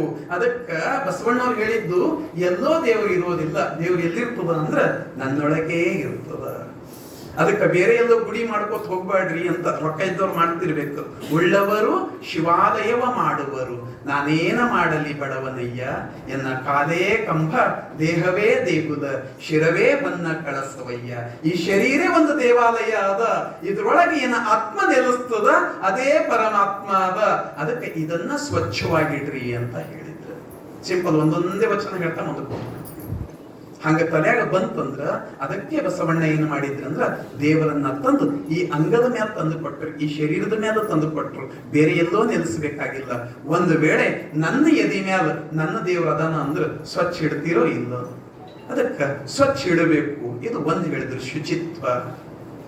ಎರಡನೇದು ಏನ್ ಹೇಳ್ತಾರ, ಈ ಶರೀರ ಚಂದ ಬೆಳಿಬೇಕಾಗ್ತಂದ್ರ ಒಂದನೇದು ಶುಚಿತ್ವ, ಎರಡನೇದು ಆಹಾರ. ಈಗೆಲ್ಲ ಹೇಳ್ತಾರಲ್ಲ, ಕೆಲವೊಂದ್ ಕಡೆ ಹೇಳ್ತಾರ ಹಿತ ಬುಕ್, ಋತು ಬುಕ್, ಮಿತ ಬುಕ್.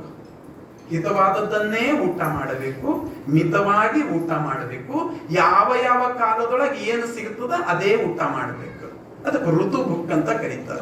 ಈ ಬ್ಯಾಸ್ಗ್ಯಾಗ ಮಾವಿನಕಾಯಿನೇ ಬರ್ತಾವ, ಮಾವಿನಕಾಯಿ ಗರ್ಮಿ ಇರ್ತದ, ಬ್ಯಾಸ್ಗೆಗೆ ತಿಂತೇವ್, ಅದೇ ಚಂದ ಅದು. ಸೀತಾಫಲ ಹಣ್ಣು ಅದು ಸರ್ದಿ ಇರ್ತದ, ಆದ್ರೆ ಅದು ಬರ್ತದೆ ಯಾವಾಗ, ಚಳಿಗಾಲದೊಳಗೆ ಬರ್ತದೆ. ಆಯಾ ಕಾಲಕ್ಕೆ ಏನ್ ಬರ್ತದ ಅದು ತಿಂದ್ರನೇ ಶರೀರ ಸದೃಢ ಆಗ್ತದೆ. ಹಂಗಂದ್ರೆ ಇದು ಉಲ್ಟಾ ಅಲ್ಲ ಅಂತ ನಿಮಗೊಂದು ವಿಷಯ ಗೊತ್ತಿದ್ದಿರ್ಬೇಕು. ಮೊನ್ನೆ ಕೊರೋನಾ ಬಂದಿತ್ತು, ವ್ಯಾಕ್ಸಿನ್ ಕೊಡಬೇಕು ಅಂತ ಪ್ರಾರಂಭ ಆಗ್ತದೆ. ವ್ಯಾಕ್ಸಿನ್ ಅಂದ್ರೆ ಏನು ಅಂದ್ರ ಔಷಧ ಅಲ್ಲ, ಅದು ಪ್ರಿವೆನ್ಷನ್. ಅದು ಅಂದ್ರ ರೋಗ ಬರೋದಕ್ಕಿಂತ ಮುಂಚೆನೆ ಮುಂದೆ ಈ ರೋಗ ಬರಬಾರ್ದಂತ ಕೂಡ ಇಂಜೆಕ್ಷನ್ ಏನಂತ ಕರೀತಾರ ಅಂದ್ರೆ ವ್ಯಾಕ್ಸಿನ್, ಲಸಿಕೆ ಅಂತ ಕರೀತಾರ. ಅದಕ್ಕೆ ಸಣ್ಣ ಮಕ್ಕಳು, ಹುಟ್ಟಿನ ಮಕ್ಕಳಿಗೆಲ್ಲ ಒಂದ್ ಇಷ್ಟಿಷ್ಟು ತಿಂಗಳಿಗೆ ಇಂತಿಂತ ಲಸಿಕೆ ವ್ಯಾಕ್ಸಿನ್ ಅಂತ ಹೇಳಿ ಇರ್ತಾವ, ಇಂತಿಷ್ಟು ತಿಂಗಳಿಗೆ ಇಂತಿಷ್ಟು ವರ್ಷಕ್ಕೆ ಅಂತ ಹೇಳಿ. ಅಂದ್ರೆ ಮುಂದೆ ಈ ರೋಗ ಬರಬಾರ್ದು ಅಂತ. ಬ್ಯಾಸ್ಗೆ ಬಂತು, ಆ ಗರ್ಮಿಗೆ ನಮ್ಮ ಶರೀರ ಸೆಟ್ ಆಗ್ಬೇಕಲ್ಲ, ಅದಕ್ಕನೇ ಆ ಗರ್ಮಿದ ಹಣ್ಣು ಇರುತ್ತೆ. ಚಳಿಗಾಲ ಬಂತು, ಆ ಚಳಿಗಾಲಕ್ಕೆ ನಮ್ಮ ಶರೀರ ಸೆಟ್ ಆಗ್ಬೇಕಲ್ಲ, ಅದು ವ್ಯಾಕ್ಸಿನ್ ಇದ್ದಂಗ. ಅದಕ್ಕೆ ಋತು ಬುಕ್ ಅಂತ ಕರೀತಾರ. ಇದನ್ನ ಶರಣರು ಹೇಳ್ಯಾರಿಲ್ಲ. ಅಕ್ಕ ಮಹಾದೇವಿ ಒಂದು ವಚನದೊಳಗೆ ಬಹಳ ಚಂದ ಹೇಳ್ತಾರ, ಆಹಾರವ ಕಿರಿದು ಮಾಡಿರಣ್ಣ, ಆಹಾರವ ಕಿರಿದು ಮಾಡಿ, ಅತಿ ಪೋಷಣ ಬೇಡ ಅಂತ ಹೇಳ್ತಾರ. ಶರೀರಕ್ಕ ಅತಿ ಪೋಷಣೆ ಬೇಡ. ಅತಿ ಪೋಷಣೆ ಆದ್ರೆ ಏನಾಗ್ತದ, ಬೊಜ್ಜು ಬರೋದು, ಹೊಟ್ಟಿ ಬರ್ತದ. ನಾಳೆಗೆ ಮತ್ತೆ ಅದು ಕರಗಿಸ್ಲಕ್ ಅಂತ ಹೇಳಿ ವ್ಯಾಯಾಮ ಮಾಡ್ಬೇಕು, ಸರ್ಕಸ್ ಮಾಡಕ್ ಹೊರಡೋದಪ್ಪ. ಅದಕ್ಕ ಕಾಯದ ಅತಿ ಪೋಷಣೆ ಬೇಡ. ಕಾಯ ಪೋಷಣೆಯಿಂದ, ಅತಿ ಪೋಷಣೆಯಿಂದ ಮನೋರೋಗಗಳು, ವ್ಯಾಧಿಗಳು ಎಲ್ಲವೂ ಬಂದು ಒಳಗೆ ಸೇರ್ಕೊತ್ತವ. ಅದಕ್ಕ ಕಾಯದ ಅತಿ ಪೋಷಣೆ ಬೇಡವೇ ಬೇಡ. ಅದಕ್ಕ ಈ ಕಾಯವ ಉಳಿಸಿಕೊಳ್ಳಿರಯ್ಯ ಅಂತ ಅಕ್ಕ ಮಹಾದೇವಿ ತನ್ನ ವಚನದೊಳಗೆ ಹೇಳ್ತಾಳೆ. ಅಂದ್ರೆ ಈ ಶರೀರ ಇದ್ರನೇ ಉಳಿದಿದ್ದೆಲ್ಲ ಅದ. ಈ ಶರೀರ ಹಾಳು ಮಾಡ್ಕೊಂಡೇವಂದ್ರ ಏನೂ ಇಲ್ಲ. ನಮ್ ತೊಳೆಗೆ ಕುಂತದ ಶರೀರ ಬಹಳ ಅತ್ಯಮೂಲ್ಯ ವಸ್ತು. ಜಗತ್ತಿನೊಳಗೆ ಎಲ್ಲಕ್ಕಿಂತ ಅಮೂಲ್ಯ ಅಂದ್ರೆ ಈ ಶರೀರನೇ ಅದ. ಇದ್ರಕ್ಕಿಂತ ಅಮೂಲ್ಯ ವಸ್ತು ನೀವು ಹುಡುಕಿದ್ರೂ ಸಿಗಲ್ಲ. ನೀವು ಕೋಟಿ ಕೊಡ್ತೀರಂದ್ರೂ ಸಿಗಲ್ಲ. ನನಗ್ ಬಹಳ ಜನ ಪ್ರಶ್ನೆ ಮಾಡ್ತಾರೆ ಹಿಂಗೆಲ್ಲ. ನಾನು ಮಕ್ಕಳಿಗೆ ಒಂದೊಂದ್ ಸರ್ತಿ ಪ್ರಶ್ನೆ ಮಾಡ್ತೀನಿ, ಹಿಂಗೆಲ್ಲ ಬಹಳ ಮಂದಿ ಹೇಳೋದು ಕೇಳಿರ್ಬೇಕು ನೀವು. ಮಾನದ ಹೊಡೋದ ಏನ ಪ್ರಾಣದ ಹೊಡೋದು? ಬಹಳ ಮಂದಿ ಹೇಳ್ತಾರೆ ಹಿಂಗ, ಜಾನ್ ಜಾಯ ಲೇಕಿನ್ ಮಾನ್ಯ ಜಾಯ, ಕಿಮ್ಮತ್ ಹೋಗ್ಬಾರ್ದು ಅಂತ. ಪ್ರಾಣ ಹೋದ್ರ ಚಿಂತೆ ಇಲ್ಲ, ಇಜ್ಜತ್ ಹೋಗ್ಬಾರ್ದು ಅಂತ ಹಿಂಗ ಹೇಳೋರಿಗೆ ಕೇಳಿರ್ಬೇಕು ನೀವು. ಅಂತವ್ರಿಗೆ ಬಹಳ ಬೈತೀನಿ ನಾನು. ಇಜ್ಜತ್ ಹೋದ್ರ ಚಿಂತೆ ಇಲ್ಲ ತಮ್ಮ, ಪ್ರಾಣ ಹೋಗ್ಬಾರ್ದು ಅಂತಾನೆ ನಾನು ಹೇಳೋ. ಯಾವಾಗಲೂ ಇದೇಂಗ್ ಹಿಂಗ್ ಉಲ್ಟಾ ಹೇಳತ್ತಾರ ಅಂತೀರಿ. ಎಲ್ಲೋ ಒಂದ್ ಕಡೆ ನಿಮಗೆ ಬಹಳ ಇನ್ಸಲ್ಟ್ ಆಗ್ಯದ ಅಂತ ಹೇಳ್ತಾರೆ. ಇಲ್ಲಿ ಮಕ್ಕಳು ಹೊರ ಅದಕ್ಕೆ ಹೇಳತ್ತೀನಿ, ಇದು ತಲೆಯೊಳಗೆ ಇಟ್ಕೋಬೇಕು ನೀವು.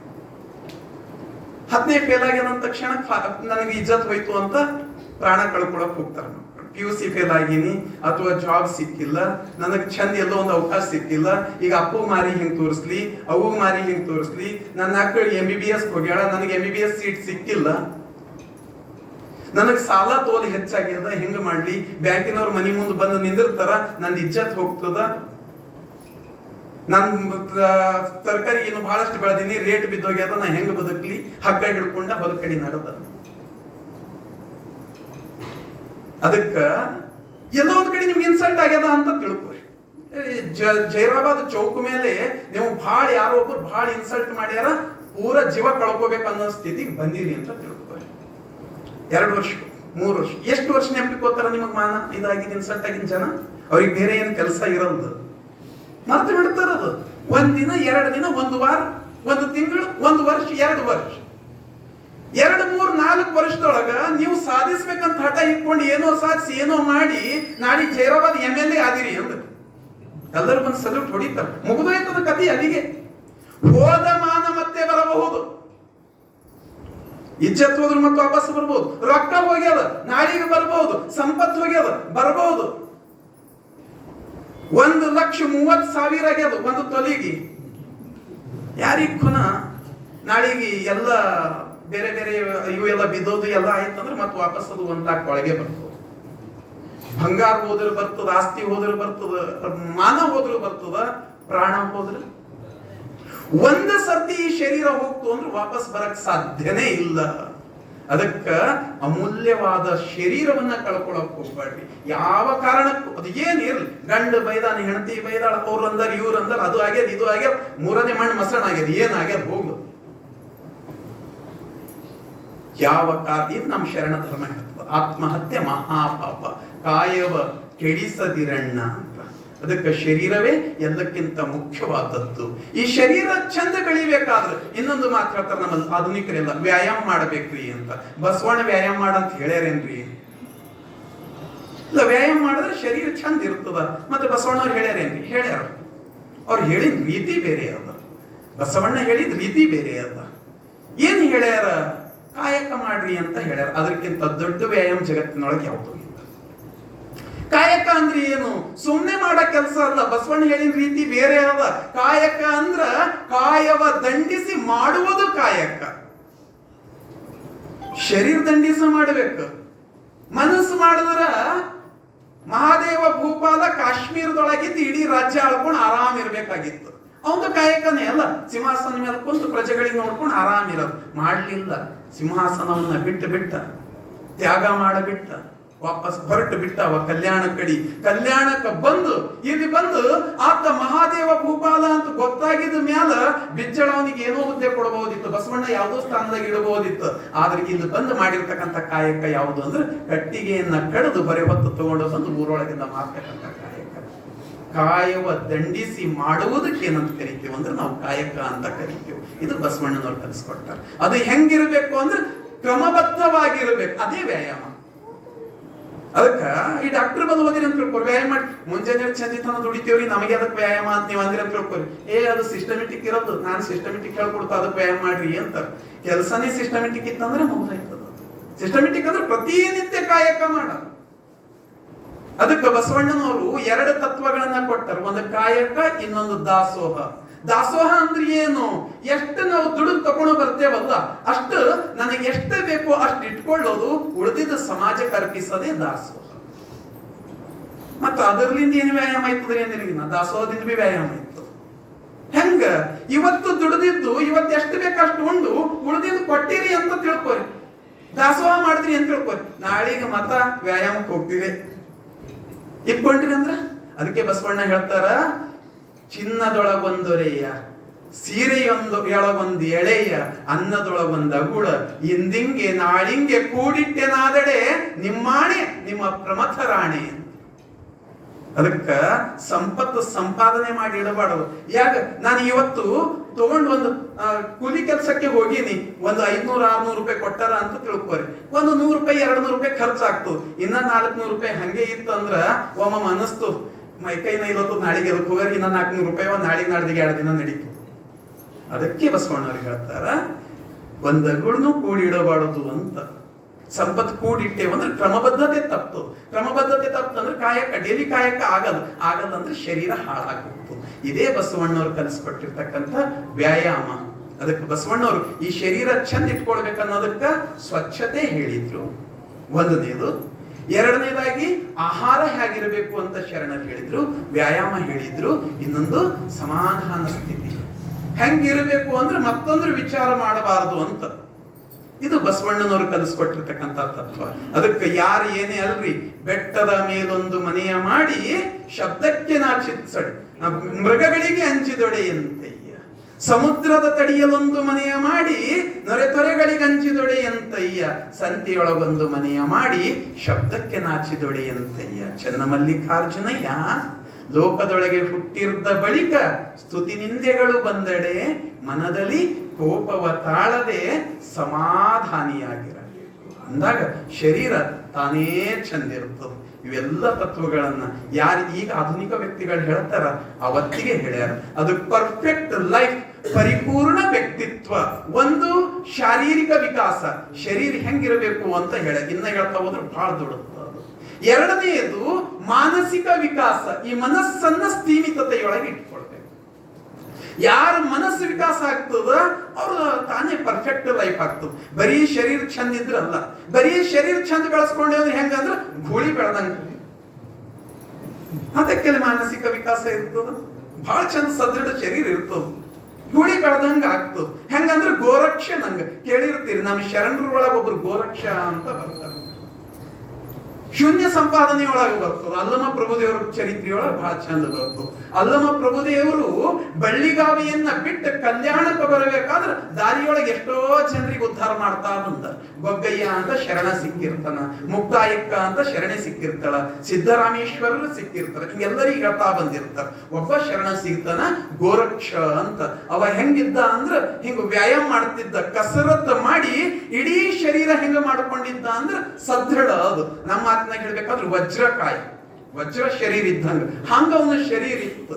ಅಲ್ಲಮ ಪ್ರಭುದೇವರು ಎದುರು ಹೋಗಿ ಈ ಮನುಷ್ಯನಿಗೆ ಆಧ್ಯಾತ್ಮಿಕತೆ ಕಡೆ ತಗೊಂಡು ಬರ್ಬೇಕಂತ ಹೇಳಿ ಪ್ರಶ್ನೆ ಮಾಡ್ತಾರ. ಏನಪ್ಪ ಹಿಂಗ ಗುಳಿ ಬೆಳೆಸಿ ನಂಗೆ ಶರೀರ ಬೆಳೆಸಿದಲ್ಲ, ನನ್ನ ಶರೀರಕ್ಕೆ ಹಿಂಗಂತಿ ನಂದೇನ್ ಸಾಧನೆ ಕಡಿಮೆ ಅದ, ನನ್ನ ಶರೀರ ಹೆಂಗದ ನೋಡ್ತಿ ಅಂತ ಹೇಳಿದ್ನಂತವ.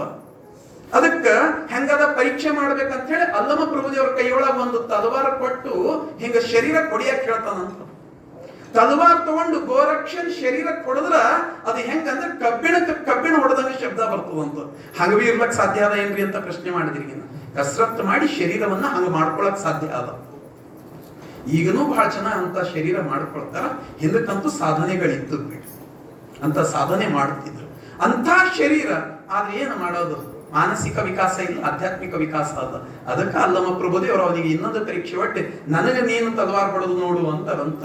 ಆತ ಗೋರಕ್ಷ ಇವರಿಗೆ ತಲವಾರದಿಂದ ಹೊಡೆದ್ರ ದೇಹದಿಂದ ತಲವಾರ್ ತೂರ್ಕೊಂಡು ಹಾಗೆ ಹೋಗ್ತದಂತ. ಅದಕ್ಕೆ ಅಲ್ಲಮ ಪ್ರಭುದೇವರಿಗೆ ನಾವು ಯೋಮಕಾಯ ಅಂತ ಕರಿತೇವೆ. ಅವನು ವಜ್ರಕಾಯ ಆದ್ರ ಅಲ್ಲಮ ಪ್ರಭುದೇವರು ಯೋಮಕಾಯ, ಬಯಲ ಶರೀರಿ ಅಂತ. ಅಲ್ಲಮ ಪ್ರಭುದೇವರಿಗೆ ಮಾಯೆಯನ್ನೇ ಗೆದ್ದವರು. ಅದಕ್ಕೆ ಅವರಿಗೆ ನಿರ್ದೇಹಿ ಅಂತ ಕರೀತಿದ್ರು. ಇಂಥ ಸಾಧನೆಯನ್ನ ಪ್ರಭುದೇವರು ಮಾಡಿದ್ರು. ಈ ರೀತಿಯಿಂದ ಅವರಿಗೆ ಆಧ್ಯಾತ್ಮಿಕತೆ ಕಡೆ ತಗೊಂಡು ಬಂದಿದ್ರು. ಅಂದ್ರೆ ಅಲ್ಲಮ ಪ್ರಭುದೇವರ ವಿಚಾರ ಏನು ಅಂದ್ರ ಬರೀ ಶರೀರ ಬೆಳೆಯೋದಲ್ಲಪ್ಪ, ಮನಸ್ಸು ಬೆಳಿಬೇಕು. ಮನುಷ್ಯನ ಮನಸ್ಸು, ಯಾರ ಮನಸ್ಸು ಬೆಳೀತದಲ್ಲ ಅವ್ರು ಮಾತ್ರ ಸಾಧನೆ ಮಾಡಕ್ ಸಾಧ್ಯ ಅದ, ಪರ್ಫೆಕ್ಟ್ ಲೈಫ್ ಆಗ್ಲಕ್ ಸಾಧ್ಯ ಅದ ಅಂತ. ಆದ್ರೆ ಮನಸ್ಸಿಗೆ ಹಿಡಿಯೋದು ಬಹಳ ಕಷ್ಟ. ಈ ಶರೀರಕ್ಕೆ ಹಿಡಿಬಹುದು, ಮನಸ್ಸಿಗೆ ಹಿಡಿಯೋದು ಆಗಲ್ಲ, ಯಾರ್ಲಿಂದನೂ ಆಗಲ್ಲ. ಸ್ವತಃ ಬಸವಣ್ಣನವರೇ ಹೇಳ್ತಾರೆ, ಈ ಮನಸ್ಸು ಅಂದ್ರೆ ಹೆಂಗ ಅಂದ್ರೆ ಮರವನೇರಿದ ಮರ್ಕಟನಂತೆ ಕೊಂಬೆಯಿಂದ ಕೊಂಬೆಗೆ ಹಾಯುತ್ತಲಿದ್ದಿತ್ತಯ್ಯ, ಬೆಂದ ಮನವ ನಾನೆಂತು ನಂಬಲಿ, ನಾನೆಂತು ನಚ್ಚಲಿ, ಕೂಡಲ ಸಂಗಯ್ಯನಲ್ಲಿಗೆ ಹೋಗಲಿ ಅದಯ್ಯ. ದೇವ್ರ ಕಡೆಗೆ ಹೋಗಿ ಕೊಡಲ್ದಿದು. ಮನಸ್ಸು ಹೆಂಗದ ಅಂದ್ರೆ ಮರವನೇರಿದ ಮರಕಟ್ಟ, ಗಿಡ ಏರಿನ ಕೋತಿ ಇದ್ದ. ಕೋತಿ ಕೆಳಗಿದ್ರೆ ಚಂದ ಇರಲ್ಲ, ನಿನ್ ಗಿಡ ಮೇಲೆ ಇದ್ರ ಒಂದು ಫಂಟಿಲಿ ನಿನ್ನೊಂದು ಫಂಟಿ ಹಾರ್ತದ. ಈ ಮನಸ್ಸು ಹಂಗೆ ಅದ. ಇದು ಹೆಂಗದ ಅಂದ್ರೆ ಹಿಂಗ ನೋಡೋಷ್ಟೊತ್ತಿಗೆ ಅನುಭವ ಮಂಟಪದಾಗ ಅದ ಅಂತ. ಅನುಭವ ಮಂಟಪ ಅಂತೀರ ಅನ್ಕೋತ, ಅಥವಾ ಮಹಾದೇವಿ ಮಂಟಪ ಅಂತೀರಿ ಏನು, ಮಂಟಪದಾಗ ಅದ. ಎಲ್ಲಿಂದ ದೂರಿಂದ ಬೀದರ್ಲಿಂದ ಗುರುಸಾರ್ ಬಂದಾರ, ಏನೋ ಹೇಳತ್ತಾರ, ಕೇಳತ್ತಿದೇವಂತ ಅನ್ನಷ್ಟೊತ್ತಿಗೆ ಹೊರಗೆ ಯಾರು ಹೋಗ್ಯಾರ ಅಂದ್ರೆ ಆ ಕಡೆ ಹೋಗ್ಬಿಡ್ತದ, ನಮ್ಗೆ ಗೊತ್ತಿಲ್ಲದೆ ಹೊಂಟೋಗ್ತೀವಿ. ಒಂದು ಕಡೆ ಇರಲ್ದು. ಅದಕ್ಕ ಇನ್ನೊಂದು ಕಡೆ ಹೇಳ್ತಾರ ಬಹಳ ಚಂದ. ಈ ಮನಸ್ಸು ಹೆಂಗದ ಅಂದ್ರೆ ಅಂದಣವನೇರಿದ ಸೊಣಗನಂತೆ ಕಂಡೊಡೆ ಬಿಡೋದು ಮುಂದಿನ ಸ್ವಭಾವವನ್ನು. ಅಂದಣ ಅಂದ್ರೆ ಪಾಲ್ಕಿ, ಈ ದೇವ್ರ ಪಾಲ್ಕಿ ಎಲ್ಲ ಇರ್ತದ. ಇದಕ್ಕೆಲ್ಲ ಮಹಾರಾಣಿ ಕೂಡ್ಸ್ಕೊಂಡು ಹೋಯ್ತಿದ್ರು ಪಾಲ್ಕಿ ಒಳಗ. ಅಂದಣವನೇರಿದ ಸೊಣಗನಂತೆ, ಸೊಣಗ ಅಂದ್ರೆ ನಾಯಿ. ಮನಸ್ಸು ಹೆಂಗದ ಅಂದ್ರೆ ಪಾಲ್ಕಿ ಏರಿಂದು ನಾಯಿ ಇದ್ದ. ಯಾರೋ ಒಬ್ಬಕಿ ಹೆಣ್ಮಗಳು ಸುಂದರ ನಾಯಿ ಸಲ್ಕೊಂಡಿವ. ಈಗೀಗೆಲ್ಲ ಅದು ಫ್ಯಾಷನ್ ಆಗಿದೆ. ಹಿಂದಕ್ಕೆಲ್ಲ ಆಕಳುಗಳಿಗೆ ಸಲುತ್ತಿದ್ರು, ಅಂದ್ರೂ ಹೊರಗೆ ಕಟ್ತಿದ್ರು. ಈಗೀಗ ನಾಯಿ ಸಲುತ್ತರ, ಮನ್ಯಾಗ ಕಟ್ತಾರ. ಇಂಥ ಪರಿಸ್ಥಿತಿಗೆ ಬಂದು ನಿಂತು ಯಾರೋ ಒಬ್ಬಕಿ ಸುಂದರ, ಅದು ಮತ್ತೆ ಹೆಂಗಂದ್ರೆ ಲಕ್ಷಾಂತರ ರೂಪಾಯಿ ಕೊಟ್ಟು ತಗೋತಾರ. ಒಬ್ಬ ಬೆಳ್ಳುಗೂ ಕೂದಲಿದ್ದಿದ್ದು ಹಿಂಗೋ ಇರ್ತದೆ. ಒಂದು ಸುಂದರ ನಾಯಿ ತಗೊಂಡಾಳಂತ ಹಿಂಗ 5-10 ಲಕ್ಷ ರೂಪಾಯಿ ಕೊಟ್ಟಿ ಆಕಿ ಒಂದ್ ಸರ್ತಿ ಅನಸ್ತಂತ, ನಂದು ನಾಯಿ ಎಷ್ಟು ಕಾಸ್ಟ್ಲಿ ಅದ, ಊರ್ ಮಂದಿಗೆಲ್ಲ ಗೊತ್ತಾಗಬೇಕಿದು. ಆ ನಾಯಿಗೆ ಚಂದ ತಗೊಂಡು ಸಾಬೂನ್ ತಗೊಂಡು ತಿಕ್ಕಿ ತೊಳೆದು ಅದಕ್ಕೆ ಏನೇನೋ ಸುಂದರ ಮಾಡಿ ಈ ಊರಾಗ ಎಲ್ಲರಿಗೂ ತೋರಿಸ್ಬೇಕಂತ ಹೇಳಿ ಒಂದು ಪಾಲ್ಕಿ ತರಿಸಿ ಪಾಲ್ಕಿಯೊಳಗ ಕೂಡಿಸಿ ಮೆರವಣಿಗೆ ತಗೊಂಡು ನಡೆದಳಂತ.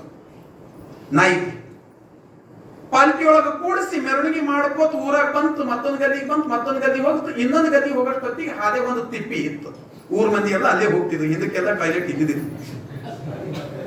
ಹೀಗ ದಾಟಿ ಮುಂದೆ ಹೋಗಬೇಕು, ನಾಯಿ ಹೊರಗೆ ನೋಡ್ತಾ ಅಚಾನಕ್ಕಾಗಿ ಚಂಗ್ ಅಂತ ಹೊರಗೆ ಚಿಡಿ ಬಂತು. ಬಿಡೋದು ಕಂಡೊಡೆ ಬಿಡದು ಮುಂದಿನ ಸ್ವಭಾವವನ್ನು. ಬಸವಣ್ಣನವರು ಹೇಳ್ತಾರೆ, ಅಂದಣವನೇರಿದ ಸೊಣಗನಂತೆ ಕಂಡೊಡೆ ಬಿಡದು ಮುಂದಿನ ಸ್ವಭಾವವನ್ನು. ಮೊದಲಿನ ಸ್ವಭಾವ ಬಿಡಂತದ್ದು ಕಂಟ್ರೋಲ್ ಮಾಡೋದು ಬಹಳ ಕಷ್ಟ. ನಾವು ಅನ್ಕೋತೀವಿ ಅದಕ್ಕೆ ಬಹಳ ಶಿಸ್ತಿಡ್ತಾ ಅಂತ ಅನ್ಕೊಂಡಿರ್ತೇವೆ. ಏನಿಲ್ಲ, ನಮ್ಮದ ಮಕ್ಕಳ ಅಂತ ಇಷ್ಟು ದಿವಸ ಓದಿಲ್ರಿ ಸರ್, ಬಹಳ ಇದು ಆಗ್ಲತ್ತದ. ಈಗ ಎಕ್ಸಾಮ್ ಬರ್ತಾವದ, PUC ಎಕ್ಸಾಮ್ ಬರ್ತಾವ, ಈ ವರ್ಷ ಚಂದ ಓದಿ ಚಂದ ರಿಸಲ್ಟ್ ತಂದು ಕೊಡ್ತಾನ. ಹಿಂಗ ಅನ್ಕೊಂಡು ಕೂತಿರ್ತಾರ. ಅಷ್ಟು ಕೂತೊಟ್ಟಿಗೆ ಏನಾಯ್ತು ಅಂದ್ರೆ ಬಾಜುದಾಗ ಅವು ಟಿವಿದಾಗ ಧಾರಾವಾಹಿ ಹಚ್ಚಿರ್ತಾವ. ಇವತ್ತೊಂದಿನ ನೋಡ್ಯಾರ, ನಾಳಿನ ಹಿಡಿದು ಓದಬೇಕು. ಹಿಂಗ ಅನ್ಕೊಂಡು ಫಸ್ಟ್ ಇಯರ್ ಮುಗೀತು, ಸೆಕೆಂಡ್ ಇಯರ್ ಚಂದ ಹೋದ. ಫಸ್ಟ್ ಇಯರ್ ನಮ್ಮ ಅಷ್ಟೊಳಗೆ ಕೈದಾಗ ಇರ್ತದೆ, ಮಾರ್ಕ್ಸ್ ಕೊಟ್ಟಿರ್ತಾರೆ. ಸೆಕೆಂಡ್ ಇಯರ್ ಚಂದ ಹೋದರೆ ಹಿಂಗ ಅನ್ಕೊಂಡಿರ್ತೇವು. ಇನ್ನ 6 ತಿಂಗಳು ಅಷ್ಟು ಚಂದ ಪಾಠಗಳೇನು ನಡೆಯೋದು, ಮುಂದೆ ಹೋದರೆ ಹಿಂಗ ಅನ್ಕೊಂಡಿರ್ತೇವು. ಜನವರಿ ಹಿಡಿದು ಹೋದಾರಿ, ಫಸ್ಟ್ ನ್ಯೂ ಇಯರ್ ಇರ್ತದ, ನ್ಯೂಸ್ ಎಲ್ಲ ಚಂದ ಆಗಿದೆ ಹೊಸದಾಗಿ ಓದಾರಿ ಅಂತ.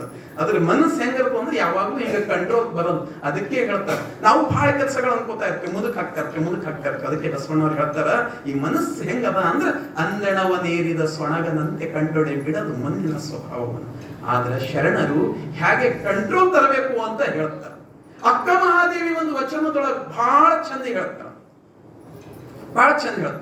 ಲೋಕದ ಚೇಷ್ಟೆಗೆ ರವಿ ಬೀಜವಾದಂತೆ ಕರಣಂಗಳ ಚೇಷ್ಟೆಗೆ ಮನವೇ ಬೀಜ.